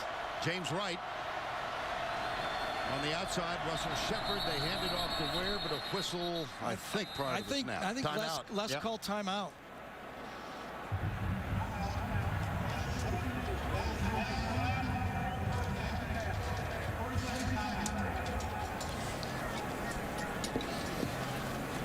And so time called by LSU. That's their last. All right, we'll go to your favorite topic, Old Mo, momentum. Just keep playing. I think every coach kind of plays both sides of this. You know, they want momentum, but when it's kind of going against them, they just go next play, next play, next play. I think in this game we've seen that if you just keep competing, you know, Matt Sims throws an interception, comes back and drives them down the field. They have an interception the other way, boom, it goes down the other field. Just keep finishing the next play. The most encouraging thing so far in this game for Tennessee, Right. they can run the ball just enough, just enough. And that was the intent, to stay in this game. But they just did give up the 45-yard pass play. And you know what made it possible? The first down run.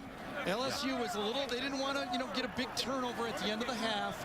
And remember, they get the ball to start the second half. So you can really now change this football game a lot. You score here, get the ball back, score again. All of a sudden, it's not a football game. 1:41 to go. Tigers are now out of timeouts. See, Tennessee for the season in the SEC, only 85 yards. So that just underlines the point Gary was making. They have run effectively today. Effectively enough. Copeland is the fullback, Ware the tailback.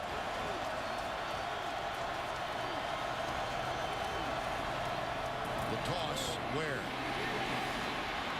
gets around the corner and is out of bounds to stop the clock with 96 seconds to go. Kurt Majette, number 56, made the stop.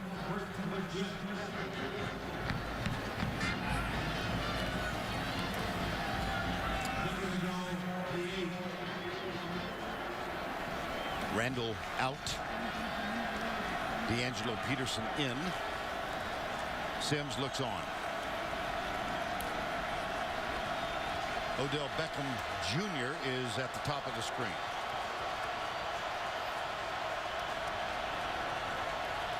Play action. Lee being chased. Lets it go. Back up.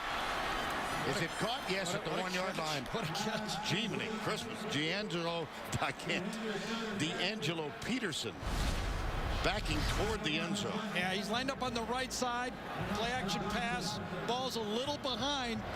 I mean, basically hit him in the left shoulder. He actually bobbled it and re-caught it. He double caught it. It was a good pass from Jarrett Lee. Remember, it was 2nd and goal, and now it's 3rd and inches.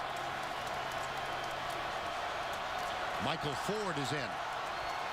Jefferson is as well at quarterback. And no indication of a touchdown yet. No timeouts now remaining for LSU. Plenty of time, though. You got a full 4-second clock and a decision to make. Well, maybe they'll do that play at the end of the last game where they put 13 guys in and 12 guys and they run back and forth.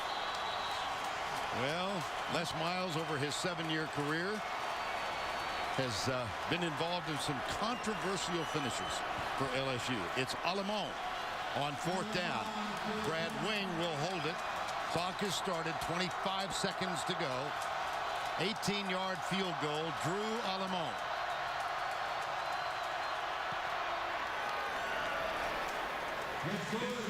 Well, that's a victory for the Tennessee defense. Well, I have to admit, I thought they would go for it. I did too. I really did. I have to admit it. But 10-point lead. You try to win a national championship on the road. Tight game, 1 point.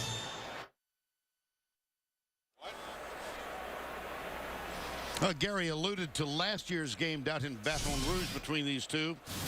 Remember, with Tennessee up 14-10 as time expired, the Vol defense held LSU out, and they seemed to have The snap was low, but look how many Tennessee players defensively were on the field.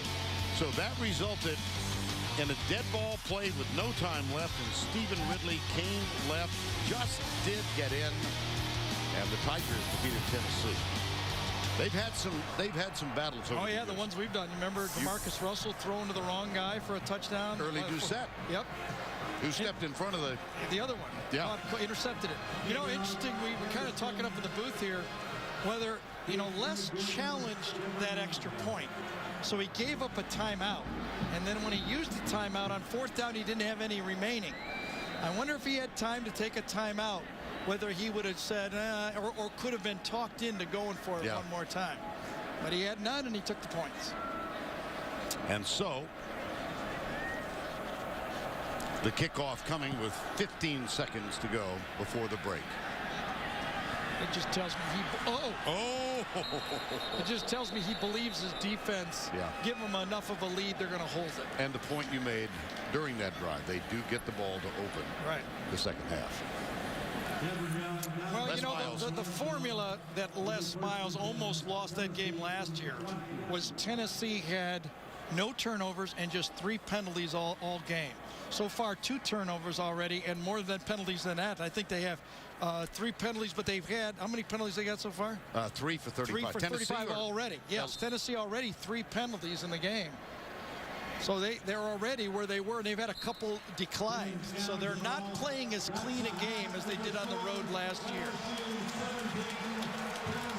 Matt Sims back in the starter's position after the injury to Tyler Bray, and Sims ends the half 4 of 12 with 2 interceptions. But his team is within hailing distance. They're down by 10. As we go to the halftime break, Ruben Randall with a big first half. LSU band is on hand. And let's go down to Tracy, who's with Derek Dooley. Coach, after struggling offensively most of that first half, you're able to put some points on the board. Can you tell us about that drive and what you were happy with? Yeah, well, the run game. We're running the ball really well against a great defense, and we got to hit a few throws. We had a horrible incident that happened, almost a 90-yard play that really is the difference right now. You talked about their mental challenge, the mental challenge going into this. How would you assess how your team is handling this one so far? I think we're doing great. We got down 14. We had a real bad 3-and-out. Defense went out and stopped them. Then we put together a great drive. So we just got to stay with it, 0-0. Thanks so much, Vern. All right, Tracy, thank you. That's the end of the first half with the score 17-7 LSU. Let's go to Tim Brendo, who's back in our New York studio. Okay, Vern. Coming up on the Geico Halftime Report, Spencer Aaron and I will have all the action, including South Carolina wins the game, but loses Marcus Lattimore to injury. After this word from your local station.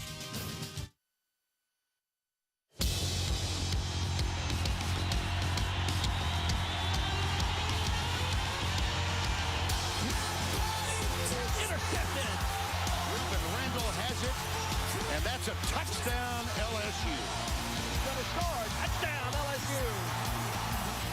Pass intercepted. He's in. Touchdown, Tennessee. Halftime at Neyland in Knoxville, and it's 17-7. The undefeated Tigers of LSU leading Tennessee, and a real pleasure here in Neyland Stadium to welcome a legend at Tennessee, Peyton Manning. In case you're wondering, I'm the short one of the group, right? Yeah. And we're sitting, so we're equal height. It's an honor to be here, Vern. I watch you guys every Saturday, and I think you guys have the greatest job in America being able to cover Southeastern Conference games every Saturday. But to be here in Knoxville is one of my favorite places in the world, and it's a pleasure to be here with you. Well, you still have a very, very strong association with your alma mater. Well, I sure do. It's been special to me, and probably 4 of the greatest years of my life here in Knoxville. And so I come back quite often. I spent a lot of time with the team. I've really gotten to know Derek Dooley quite well, and I really enjoy being around him. And we play the Bengals tomorrow, not too far away from Knoxville, so I'll be in Cincinnati tonight. Well, Peyton, before we're going to ask you to do a little second guessing with us. Okay. Perfect. But I think you played all 4 years. You don't have any left here, do you? You can't go in. I'm out of eligibility. And I don't know if you know, currently I am out of a job right now. I don't know if you've heard heard it or not. We got a good I'm chance not playing, for you right now. But this is pretty comfortable up here. Come on up with us. Okay, Well, thanks. We're going to let you stay with us for a little bit, but it behooves us to ask you, Peyton, what is the state of your rehab? I'm doing well, Vern. I get to do a little more each week. I'm taking it slow. I'm following doctor's orders, and I try to help out with the team however I can. It's tough, Vern. I was telling my minister the other day in our Bible study, I said, it's kind of like I've been giving the sermon for 14 years, and now I'm passing out the bulletins right before. And I'm doing a great job of giving out these bulletins. Yes. But it doesn't have a real big impact on the service and the sermons. Well, so. I'm just glad that you're not having to pass the collection plate. Correct. Okay. Correct. That was a run by Russell Shepard on first down. Gary? Well, they're hanging in here pretty good. I mean, it looked like one of these days where they haven't run for a lot of yards. But, you know, like Bray, like you, when you got a gunslinging quarterback, it's hard to be committed to the running game. There's no question. And I think against LSU, Gary, to think that we can have 3 or 4 80-yard drives against this defense is pretty unrealistic. So as you can see, the game plan is to take some shots down the field. Unfortunately, 2 of them have been intercepted. Right. And so I think there's something wrong with calling deep shots, but if it's not there, to be able to still check it down. You know, Peyton, when I played it, I got out of it about 88. But now you're in it now.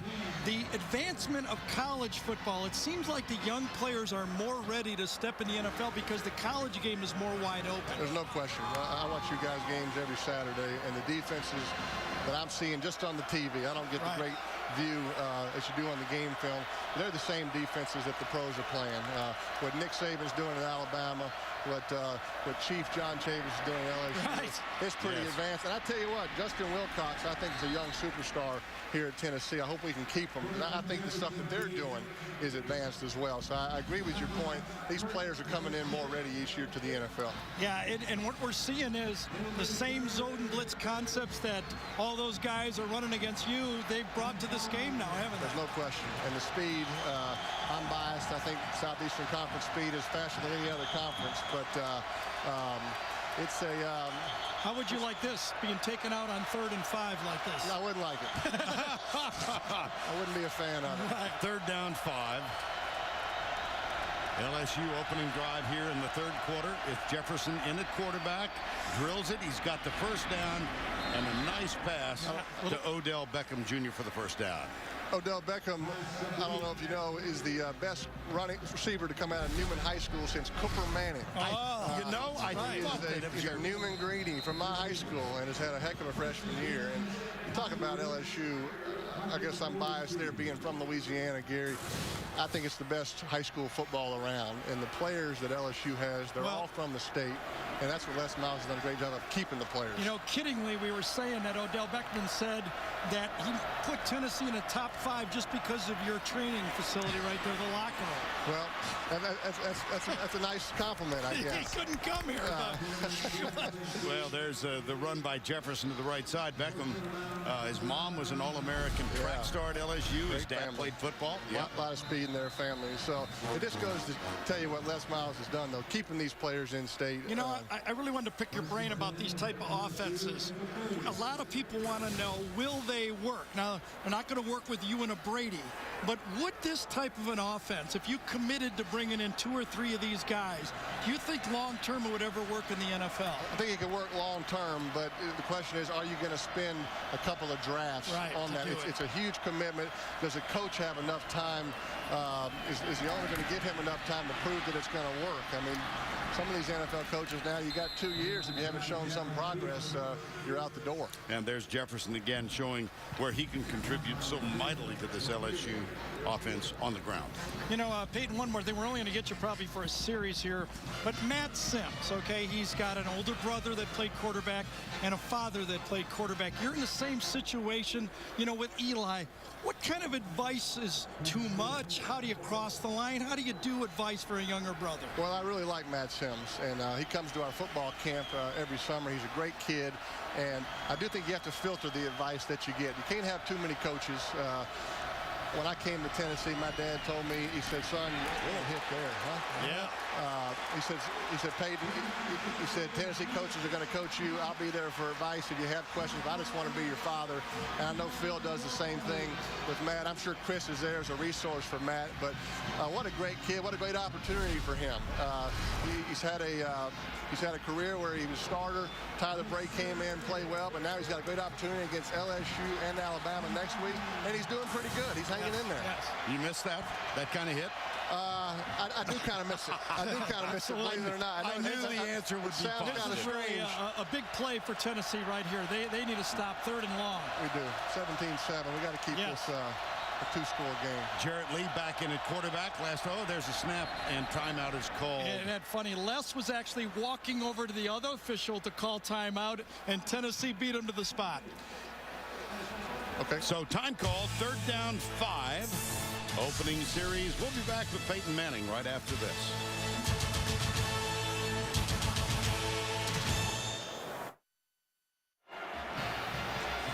(17-7) big 3rd down coming up. Just a momentary story. The first time Gary and I ever worked together, Peyton, was the senior quarterback camp in Kauai. Archie was there. He brought Ewan Cooper, Roger Staubach, and Marianne were there. They brought Jeff. There exists video of you as a sophomore in high school playing catch with Jeff Staubach. Long time ago. Good stuff. It was. That's good stuff. And now we've got the 3rd down. Big play here, guys.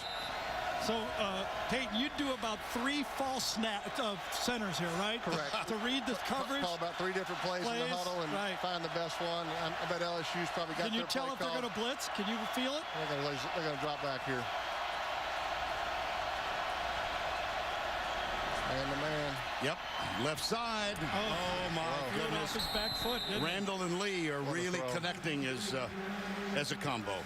Peyton, when you're in the pocket like this, about what percentage of your plays do you actually throw from the rubber, or do you have to make throws like this? Just about 75% are plays or throws that you're making where your feet are not properly set. And Gary, we practice that. We do drills where we're throwing the football with our feet. We call it offset, opposite foot, proper foot, because you just hardly ever get to step into a throw like you do in 7-on-7 drills. And that was a heck of a throw by Lee there. It was. I formation on 1st down just inside the 15. Spencer Ware tries to cut back. And again, a fine job defensively. A.J. Johnson, the freshman, big speed, plays pretty well in space. Yeah, there's so much speed on this field. Hey, Gary, I got a question for you. I don't want to touch a nerve or anything. Being an experienced backup quarterback, what is it like for Lee or for Sims to come off the bench and play? Well, I'm just curious. I just don't know. I'm learning this year. I was going to say, it's a humbling experience for me. The clipboard is really good for the next step up into the booth. Okay. So it's a little bit of a pay cut, but work on that clipboard. So it paved the way for this. I will pay you if you'll join us every week. 2nd down, I formation, quick screen right side. It's Beckham around the corner and stop, so we've got another big and a flag down. Wonder if he pulled him down with the face mask, or was there holding by the guy out in front of him? It was Isaiah Lanier, number 18, and he and Copeland jawing with each other a bit. I mean, but in all seriousness, I mean, you have to be prepared every single game, right? Matt Sims was last week hanging out. Now he's starting against LSU. You didn't have to do this. This is probably your first personal foul. Grasping the face mask. Number 18 of the defense. Penalty will take it half the distance to the goal. Automatic 1st down.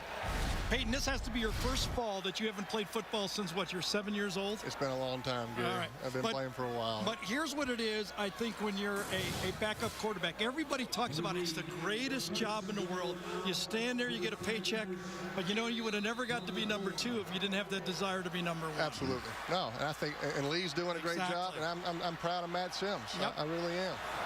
Here's Jarrett Lee. 1st down and goal. LSU up by 10. Spencer Ware cuts. Tough to bring down. He's down near the 1. Well, Les took the field goal at the end of the half. I think that said a lot about his confidence that it was his defense could win the game. Does it change his strategy now where 7 points is really big? Yeah, there's no question. It does change the game. Toughest thing for Tennessee right now, Gary, as you know, as we're rebuilding our program, the last thing you develop is depth. Right. And LSU has so much of it.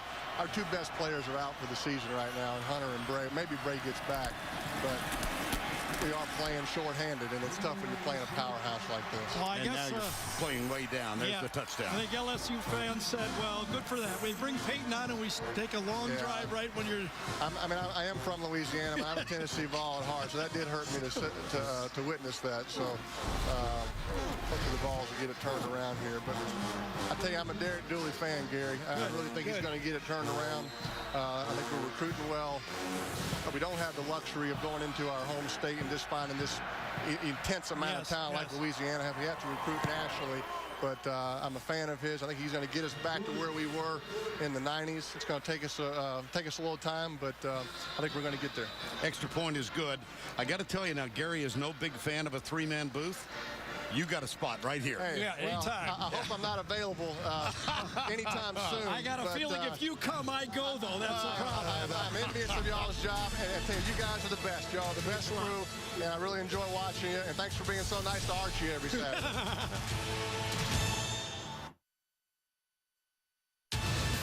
The Home Depot SEC on CBS is sponsored by Outback Steakhouse, LG, Aflac, and by Ford. Back in Neyland, and again, our thanks to Peyton Manning for spending some time with us here in the third quarter as LSU goes the distance, a couple of third down conversions, and Ware gets the touchdown. Yeah, it was almost a perfect drive for LSU. 12 plays, the big third down pass, when Peyton exactly explained it, 75% of your throws in modern football are not from the pitching mound. You have to shift your feet and throw. Not surprising to me that Peyton practices it. And the kickoff forthcoming now. Eric Gordon is one of two men back, the other being Devin Young, and Hairston will kick off.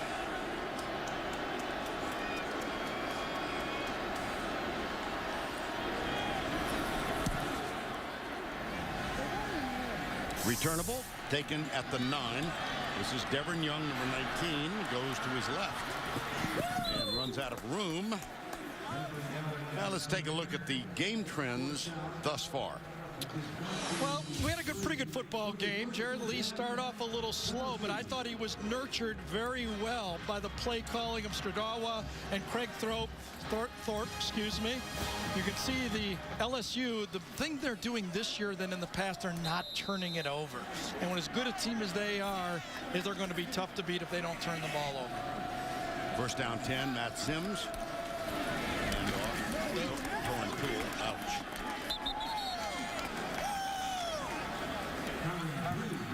Logan that time came down. They play about 8 different defensive linemen.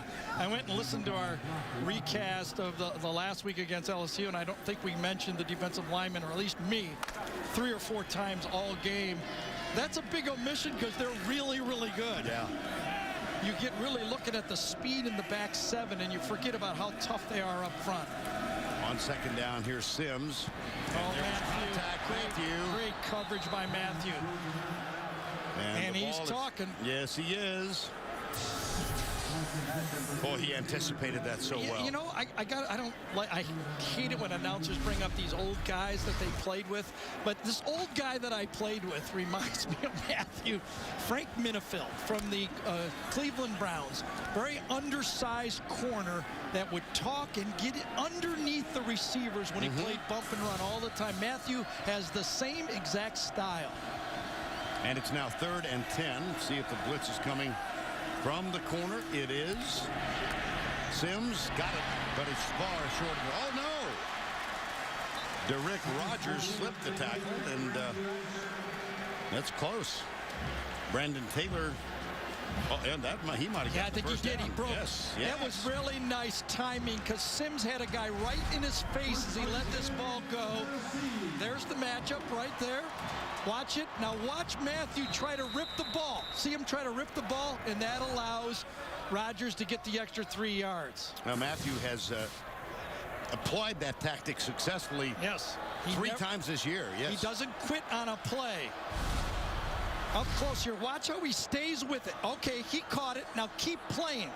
keep playing, goes with the football, and kind of almost dislodges it. Running back off of his own tackle. It's Torrin Poole. And the left tackle got back and got in the way, and Barkevius Mingo makes the stop. 6:05 to go, third quarter. 24-7 LSU.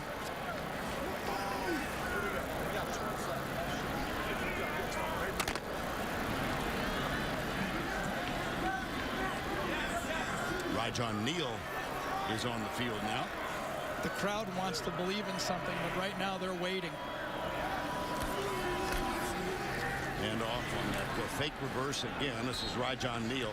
Well, let's take a look at the SEC East. South Carolina won today. They're 4-1 in conference play. Georgia has won 4 in a row. They're 3-1, and of course South Carolina has the tiebreaker. Then Florida, they're at Auburn tonight, followed by Vandy, Tennessee, and Kentucky. I think Florida still controls their own destiny in this thing, right? Though, even though they're a game behind. Third down. 4 wides for the Volunteers. Sims inside. Got it to Derrick Rogers. Brandon Taylor. And see how it shakes out now that we're at the midway point. South Carolina, their schedule on the left side. At Tennessee, at Arkansas, and then versus Florida. Georgia, 4 games left. And a quick huddle now. Sims on first down. Next week is the off week for South Carolina, so hopefully they could get Lattimore back for the Gamecocks. Marlon Lane goes left. Very difficult to go wide on this defense. One of the reasons, and you don't get much publicity about it, is Brandon Taylor, number 18, and Eric Reed, number 1. Their 2 safeties are great football players. They're good tacklers, they're good size, and they're great what they call alley runners to the side of the field and making those tackles. Second down.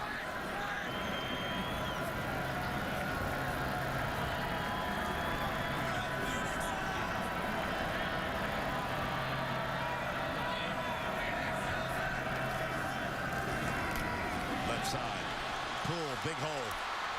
Shakes the tackle. Down the sidelines and out of bounds at the 30. With a Tennessee first down, they are running the ball. They are. Ben Bartholomew, the fullback that time, fitted very nicely on the isolation play. Follow the fullback, run outside. Great fit by Bartholomew. He actually turned the linebacker inside. And again, an answering drive here. That's what they need. Time off the clock and answer. Sims under some pressure. And it's incomplete over on the left side. Well, Matt Sims, Peyton was talking about the passing academy, the Manning family in Thibodaux, Louisiana. Matt has been down there for each of the last 2 years and as a counselor, but he also learned so much just being around Archie and Cooper and Eli and Peyton.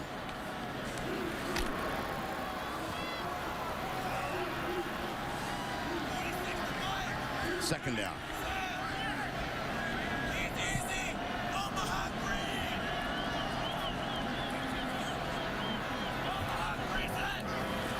Option.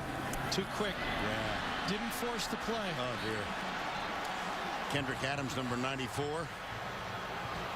Took the toss, and the man who got it. Well, here's the Manning Passing Academy group photo. And here's Matt Sims giving a little instruction to one of the high schoolers, and here's Sims himself. He says if he doesn't get a chance to play National Football League, he wants to be a coach. And he says his preference is to go into the National Football League rather than college as an assistant coach. Yeah. Or an unpaid intern or whatever he's going to start out as. He'll work long hours, I know that. Bobbled snap, and Sims has to throw it away. And was that a bad snap again from James Stone? This has been a story all year. We saw it in the Florida game. James Stone, a left-hander, has been converted to a right-handed snap. This one was to the right. Not awful, but not perfect. Those should be automatic. James Stone last year snapped for the most part left-handed. It was bad in the Florida game. Remember that? Oh, my goodness, yeah. He dribbled or threw air balls about 5 times. Here's the punt from Matt Darr. Matthew, oh, beautiful. Gracious, how about that? Nice job downfield. Our great production guys went back to last year's tape and found Stone snapping it left-handed last season. Great job by our guys working all morning to find this for us. I'm always one of those guys asking for things late, and there they are, right-handed this year, and it has not been pretty all year. Well, a nice job by the special teams, and James Stone breathing a sigh of relief. LSU has it at their own 1.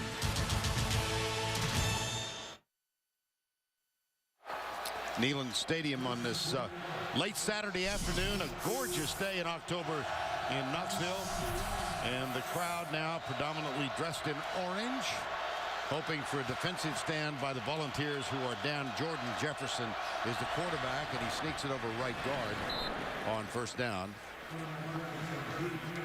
Now, following our post-game show on CBS, Gary Danielson discusses today's game, and he'll answer your college football questions live from the SEC on CBS Cruiser. Watch the 5th quarter at cbssports.com/Gary.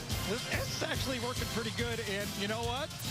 Vern's going to break down and go with this. I'm riding.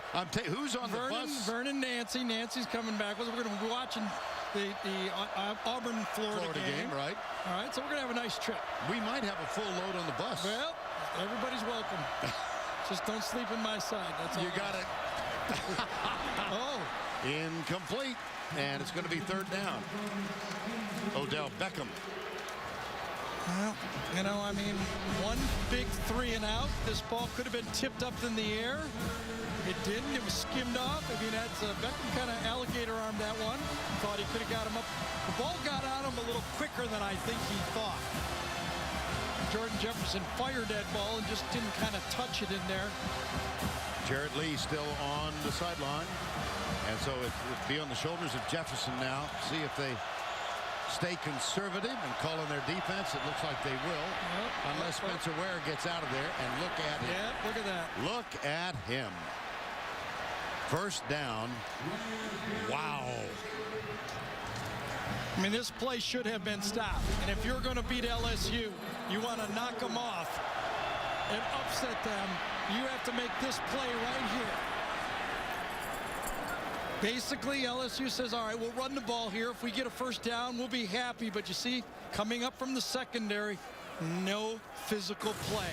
Play that should have got 4 or 5 yards ends up getting a first down.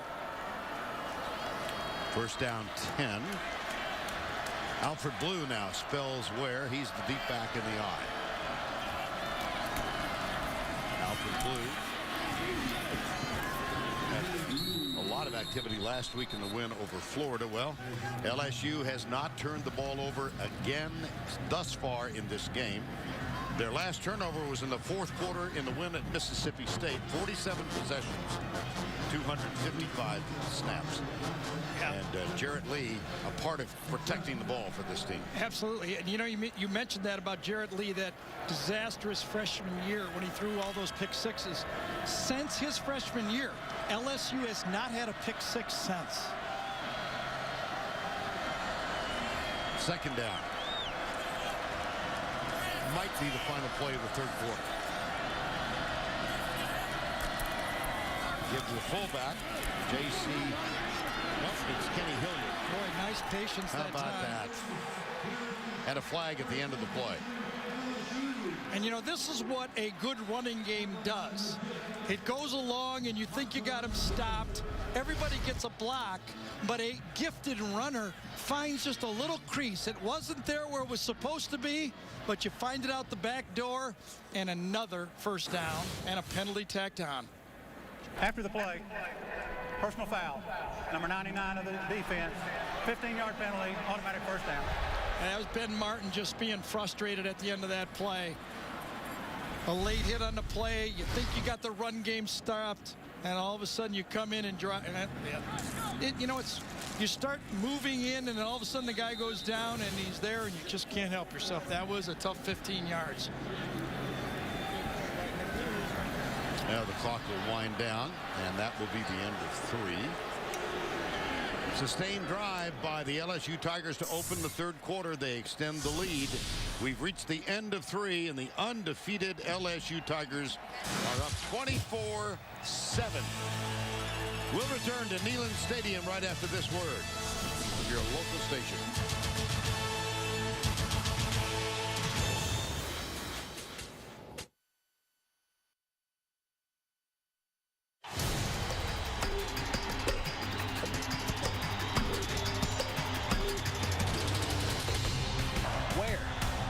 Where is in the end zone for the score.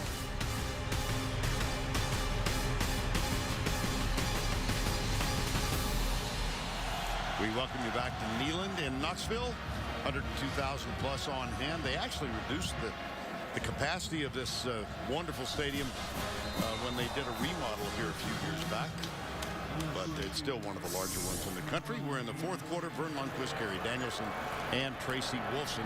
LSU has moved from its own 1 out to the 46. Here's the sweep to the left, Michael Ford. And again, very close to a first down.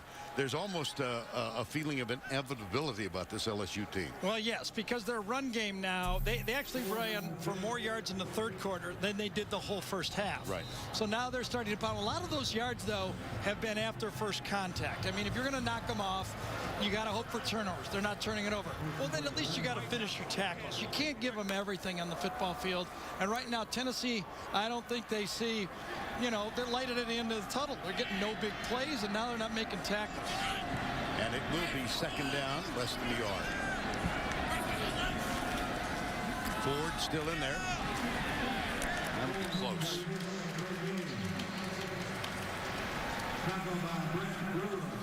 Jaquez Smith, number 55, made the stop.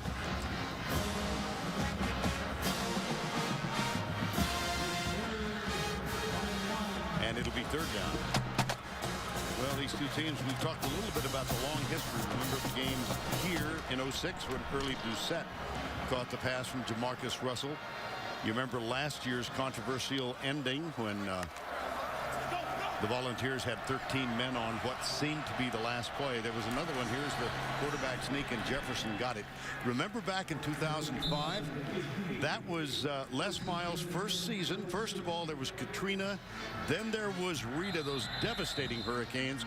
The first LSU game was canceled. They went on the road, and they won at Arizona State. And then a game moved to Monday night. Was LSU against Tennessee, and LSU trailed 24-7, other way around. Tennessee was up 24-7 going into the fourth, and it wound up in overtime, and the Volunteers wound up winning at 30-27. That was Les's first life. He's had 27 lives. There's Jefferson, sliding try by Chase Clement. You would say Clement. I would say Clement. In Louisiana, number 88 is Clement. And I met his uncle last night, Ruffin Rodrigue, who was a guard for the Tigers in the Tommy Hudson years in the late 80s. And Gary was also a nephew, Clement was, of the late Eric Andelset, who played in Detroit. Yes, offensive guard for the Detroit Lions. A little bit after me, but I remember him well. Second down.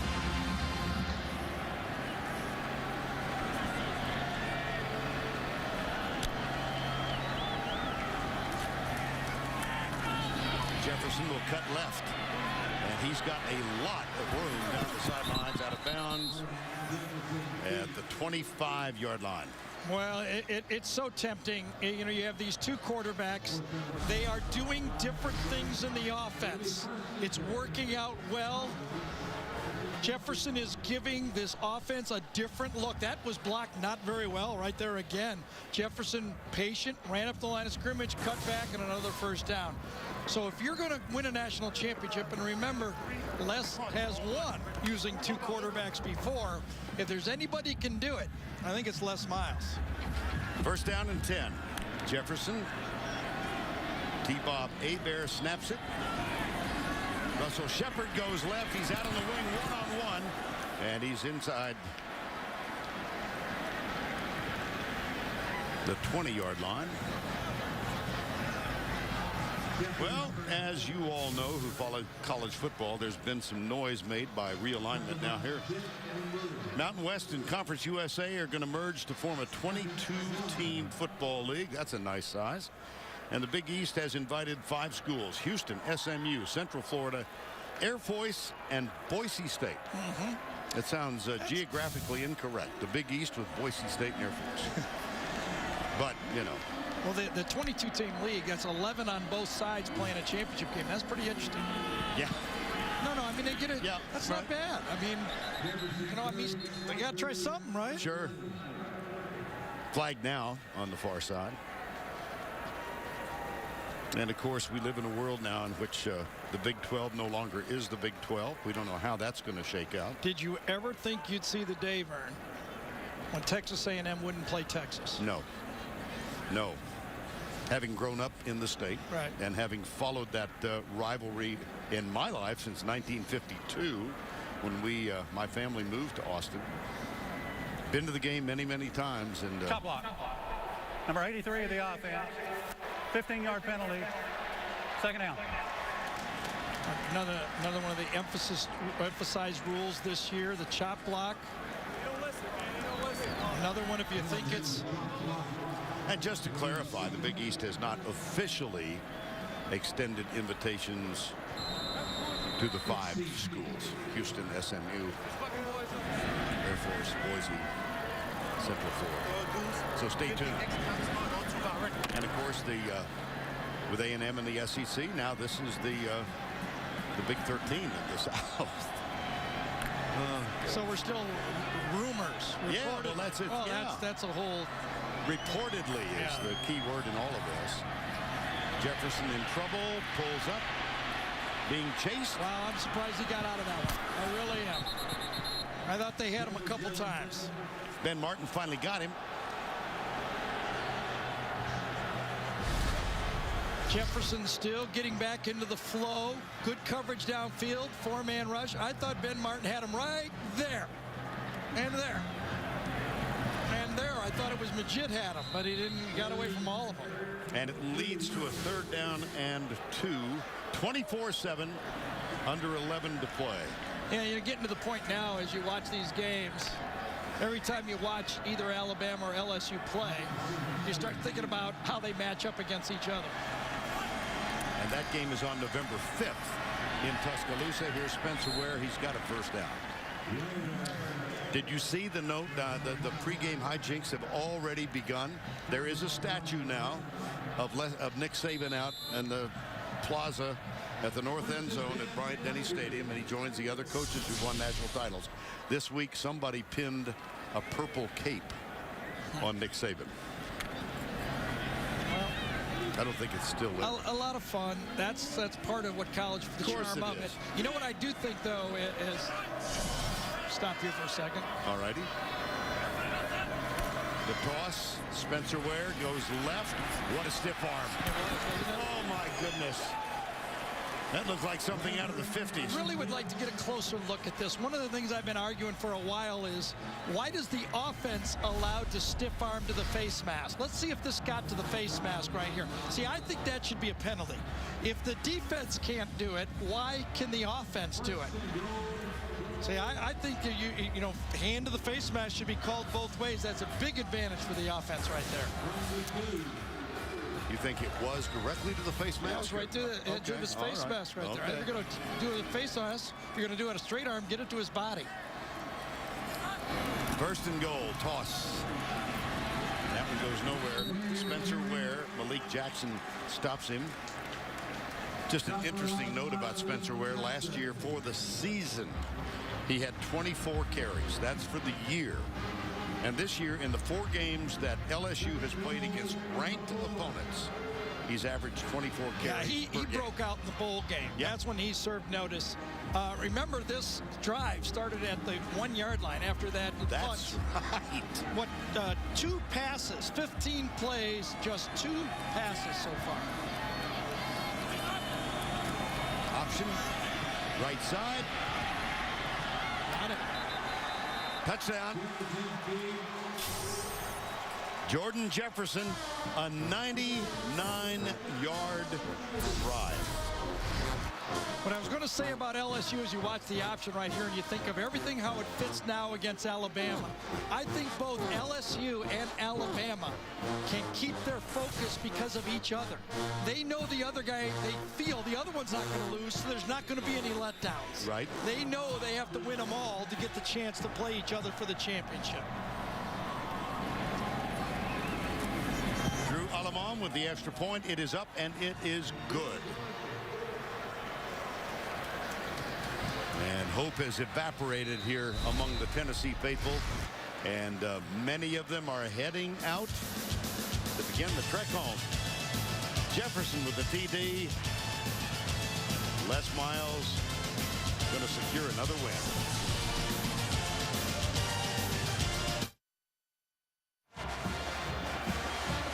Back in Knoxville, don't forget later in the game, the play of the game presented by Napa Auto Parts. And barring something incredibly unexpected, I think that 89-yard interception return might be a part of Morris Claypool.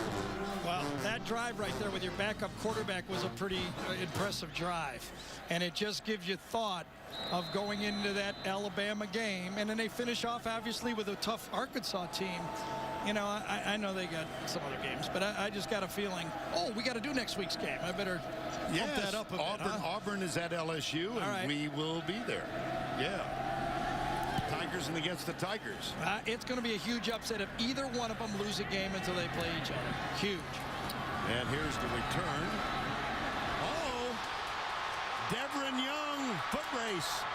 LSU had an angle. As Russell Shepard. Yeah, it was Russell Shepard. I had to check to make sure there weren't duplicate numbers. 10s, yeah. So Shepard, who's got great speed, had the angle, but it is a 60-yard return. Couple dodges to the outside, and all of a sudden he had a lot of space. And again, LSU shows that they've got about 8 players that can run with anybody in this conference outside of Jeff Demps when he's healthy. First down 10.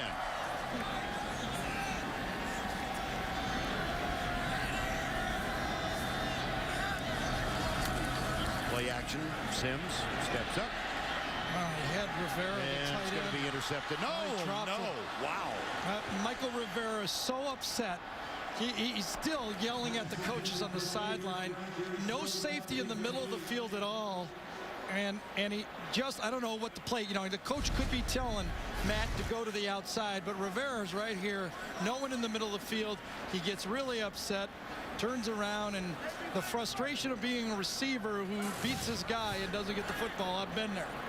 Therold Simon, the backup cornerback, was the fellow, number 24, who dropped what seemed to be the third LSU interception of the ball game. Well, we've seen this play about 6 times now. This time the handoff is given to Lane. Let's go back to the studio for a John Hancock update. All right, Vern, only 11 unbeatens now. Another Big Ten team goes down. This one, Illinois against Ohio State. They shunned the field goal. They needed 2 possessions, so you think get a field goal, then onside, then get a touchdown. Ron Zook said no. Derek Demke is 7 of 7 as field goal kicker, but they go down. Ohio State gets the W. Back to you. All right, Tim, thank you. The clock winding down. We're at the 8-minute mark now. And LSU up 31-7. About to win their 7th consecutive game this year by double digits. That one is behind the intended receiver. And actually, it'll be 8 in a row if you go back to the last game last year. Derek Dooley. Yeah, as we look at Derek, he knew that this was the stretch of football, a brutal stretch here. You know, Georgia, they lost when they lost their quarterback. That's a game he knew he had to win. He loses his guy. Then it's LSU at Alabama, South Carolina, and then a couple weeks later they got Arkansas. Yeah. I mean, this is going to be very difficult. You know, it would have been tough with Bray and Hunter. Without both of them, I just don't know if they got enough.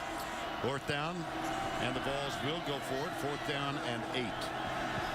2 wides to the right side. Here's Sims back. He's 6 of 19 so far. Oh, my goodness. There's Thurl Simon, number 24. It was a very odd route. Yeah. Nobody went past the first down marker, I don't think. So the ball goes over on downs. Rodgers is at the line, and and Derek Rodgers goes right in front of him. I don't know. It had to be a busted pattern there. That just didn't look right.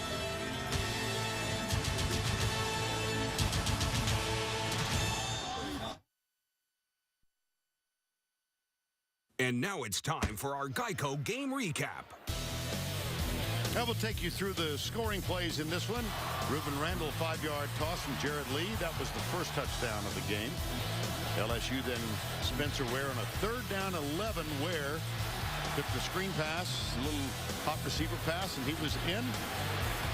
Tennessee's cut it in half, 14-7 on Torrin Poole's 2-yard touchdown. And from that point on, here's Alamon with a field goal after they decided not to go for 4th and inches. And it's been all LSU since then. Ware with a 1-yard rushing TD, then Jordan Jefferson on the option. He goes right, keeps, and goes in for the score. 31-7. Yeah. And then you got a biology exam on Monday morning. Yes.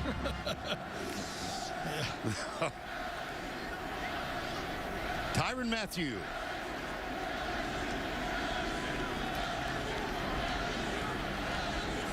First and 10. Jarrett Lee's back in. Russell Shepard in motion. And the toss goes to Spencer Ware. That's his 19th carry of the ball game.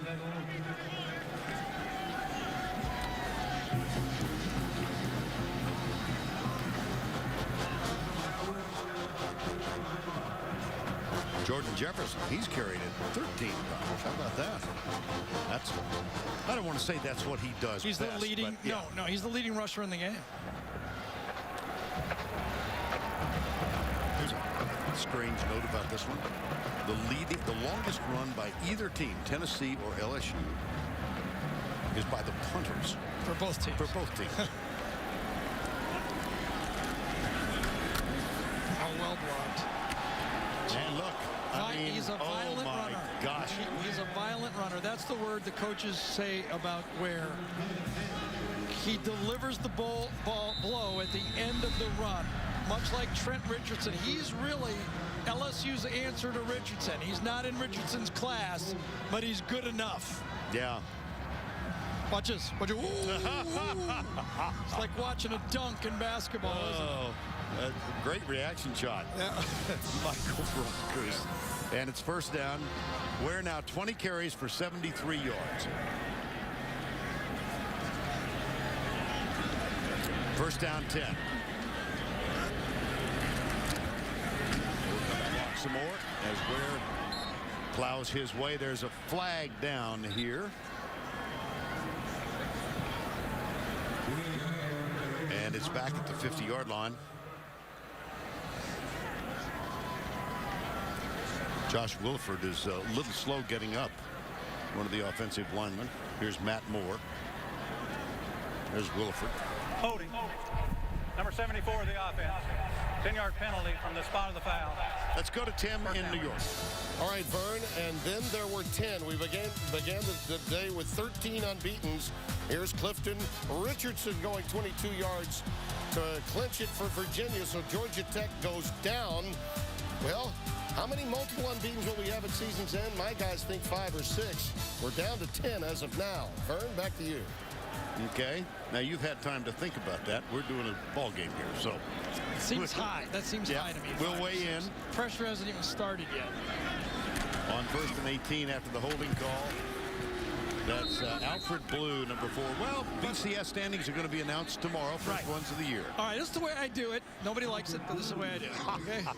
I project I don't know who's going to win. I don't know who's the best team, but I do know this. No one's passing these top 4 teams. The number 1 seed in this tournament is the winner of the LSU-Alabama game if they win the SEC championship undefeated. No one's going to pass Oklahoma. They're sitting in the 2nd spot, and they're going to stay there. Stanford and Wisconsin are the next 2 up. However, I do have to say, these guys right here, Oklahoma State are starting to make noise, okay? If they continue to put points on the board, they blew out Texas today, I believe, last time I looked at the score, and they get Oklahoma at the end, they could make a run at it. Watch Oklahoma State. They do have an experienced quarterback, don't they? A 28-year-old. Brandon Whedon. Well, Les Miles looking up at the scoreboard. Last time his team was here, it took a touchdown pass from Jamarcus Russell to Doucette with 9 seconds to go. Here's Alfred Blue going to the left side as the clock winds down. You know, Vern, when we started 2012, I was thinking about this. There was a lot of question marks about quarterbacks in this league and problems since then with injuries and stuff like Garcia. Okay, we didn't know about A.J. McCarron. Since then, we lost Brantley, and now Bray gets hurt. Next year, I got to tell you, the SEC is going to be loaded at quarterback. Tyler Bray's coming back. Aaron Murray's coming back. Tyler Wilson's coming back. Connor Shaw. Zach Mettenberger will be the quarterback with this great team right here. A.J. McCarron at Alabama. It'll be a quarterback-heavy league next season. On second down, the handoff comes near side. Michael Ford. He's got some room, and he's got a first down out of bounds to stop the clock. 4:26 to go. Spencer Ware, what kind of day has he had, Gary? Well, they call him a violent runner, and he doesn't give up on plays. If it's designed to go between the tackles, he does it. You can see on that one, the coaching staff, when they talk about Ware, they say he's heady. He was a high school quarterback, and he threw for a lot of yards. It's not just a running quarterback, a very heady football player, but he's turned himself into a physical football player, too. Listed at 5'11", 223. Well, that's fantastic size for running back. Height is unimportant at running back. D'Angelo Peterson goes in motion to the left. Jarrett Lee hands it off to Michael Ford on first down at the 10. And the clock is under 4 minutes to go.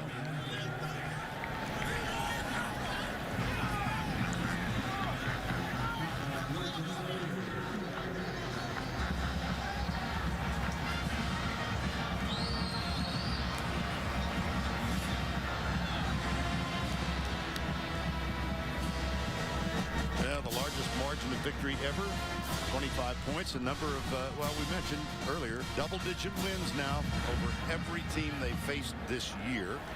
And we're going to be in Baton Rouge next year to see them take, next week to see them take on Auburn. Tennessee goes on the road to take Alabama. Remember Gus Malzahn last year put, what, over 400 yards rushing on this defense? Yes. I'm going under on that. Oh, my goodness. Well, we invite you to stay tuned for the Jeep postgame show on CBS with Tim Spencer and Aaron Taylor, who's in the studio with them. Scores and highlights. You see the people streaming out. The guys and gals dressed in purple and gold are still here. Yeah, everywhere I do the radio, and I get asked all the time, and I'll get asked on the fifth quarter again tonight. Where are the weaknesses on this LSU team? Where are the chinks? Where are the Achilles heels? So far, it's hard to spot one. Very solid football team. Spencer Ware inside the 15 to the 14, 2:22 remaining in this one. Matt Sims was given a little, you know, you never want to have a guy in front of you get injured, and that's how you get your chance. Matt Sims gets the good news and the bad news. You're going to be the starter. Good news, the bad news, you get LSU and Alabama. Yeah, and remember, Florida had, for the first time in the school's history, faced two top three teams back-to-back. Well, now Tennessee is doing the same thing. They go down to Tuscaloosa next week.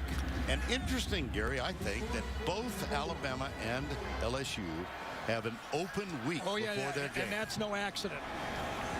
If one guy gets it, the schedule maker's got to give it to the other side. Shepard out here on the wing, shakes a tackle. He'll get in for the score. Another touchdown, another throw by Jarrett Lee, and Russell Shepard adds to the pain felt by the Tennessee Volunteers. Very simple throw again to the outside. Make one guy miss, and you walk it in.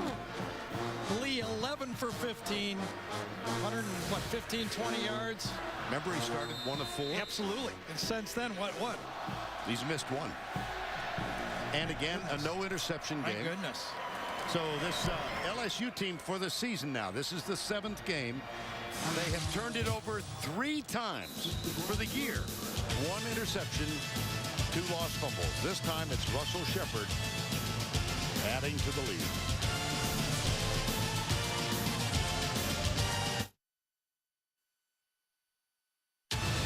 The Home Depot SEC on CBS is sponsored by Russell Athletic, Toyota, Bud Light, and by Buffalo Wild Wings. Sun setting to the west of Knoxville. We're back in Neyland Stadium, 38-7 now. LSU near perfect in its execution on both sides of the ball and with special teams in this one.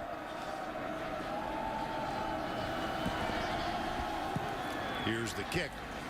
And Devin Young is 2 yards in. He'll take a knee, and it will come out to the 20-yard line with 95 seconds remaining in regulation. Brad Wing. You see, you target your opponent. You spread your wings, and there you go. I'm telling you, he's going to hear about that. 38-7 now. Time for the play of the game presented by Napa Auto Parts. With the call, Jim Hawthorne of the LSU Radio Network. Waiting on the snap. Play action fake. Drops the throw. Goes for the home run ball way downfield, and it is intercepted. Picked off by Claiborne at the 10. He's back to the 15, 20, 25, 30. He's at the 35, 40. Still on his feet midfield. He may take it to the house. He's got 1 man to beat. Goes to the far sideline. Still on his feet. He's going to be tackled at the 5-yard line. Well, Jim Hawthorne is in his 30th year as the radio play-by-play man at LSU. Told me before the game he thinks this is the best LSU team he's ever seen. And there's a sense of history for you. Well, and John Chavis, the defensive coordinator, and his connections with Tennessee, says this defense is as good as the one I had in '98 with the national championship Tennessee football team. Nice gain on first down, 1:16 to go. And it would appear that they're going to let the clock expire and let the game end. Tyrann Mathieu, number 7, Derek Dooley, in his 2nd season as the head coach. Is on the staff, of course, with Nick Saban for 2000-2004 at LSU. Here's Lane going right, and that might be enough for the first. Well, how about the players of the game? Jared Lee, 10 of 14, a very efficient game, 2 touchdowns. And then Jordan Jefferson, 13 carries, 76 yards, and a touchdown. It's working. They have a very good football team. Usually these situations blow up, but, you know, in this case, LSU is so good. There's only a couple teams that have a chance to beat them in my mind, and I think this is going to work out for them this year. It's potentially tough, but it doesn't look like it's going to happen. On 3rd down, that is a first down, and Lane goes around the corner, bumped out of bounds to stop the clock with 9 seconds to go. And so we have run down to the final play of the game. Jordan Jefferson, reinstated 3 weeks ago after the 4-game suspension. They dealt with a lot, this LSU team did in the summer. Derek Dooley, of course, has dealt with a lot in his 2nd year, most notably. Yeah, I think he needs 2 more classes. Yeah. The absence of his quarterback and his best wide receiver. Well, and 2 more recruiting classes, yeah. I think. Yeah. I just think they're not there yet.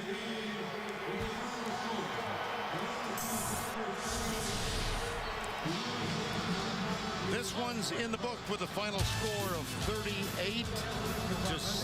We're walking. We will return to Neyland Stadium in Knoxville. Right after these messages, the final 38-7 LSU.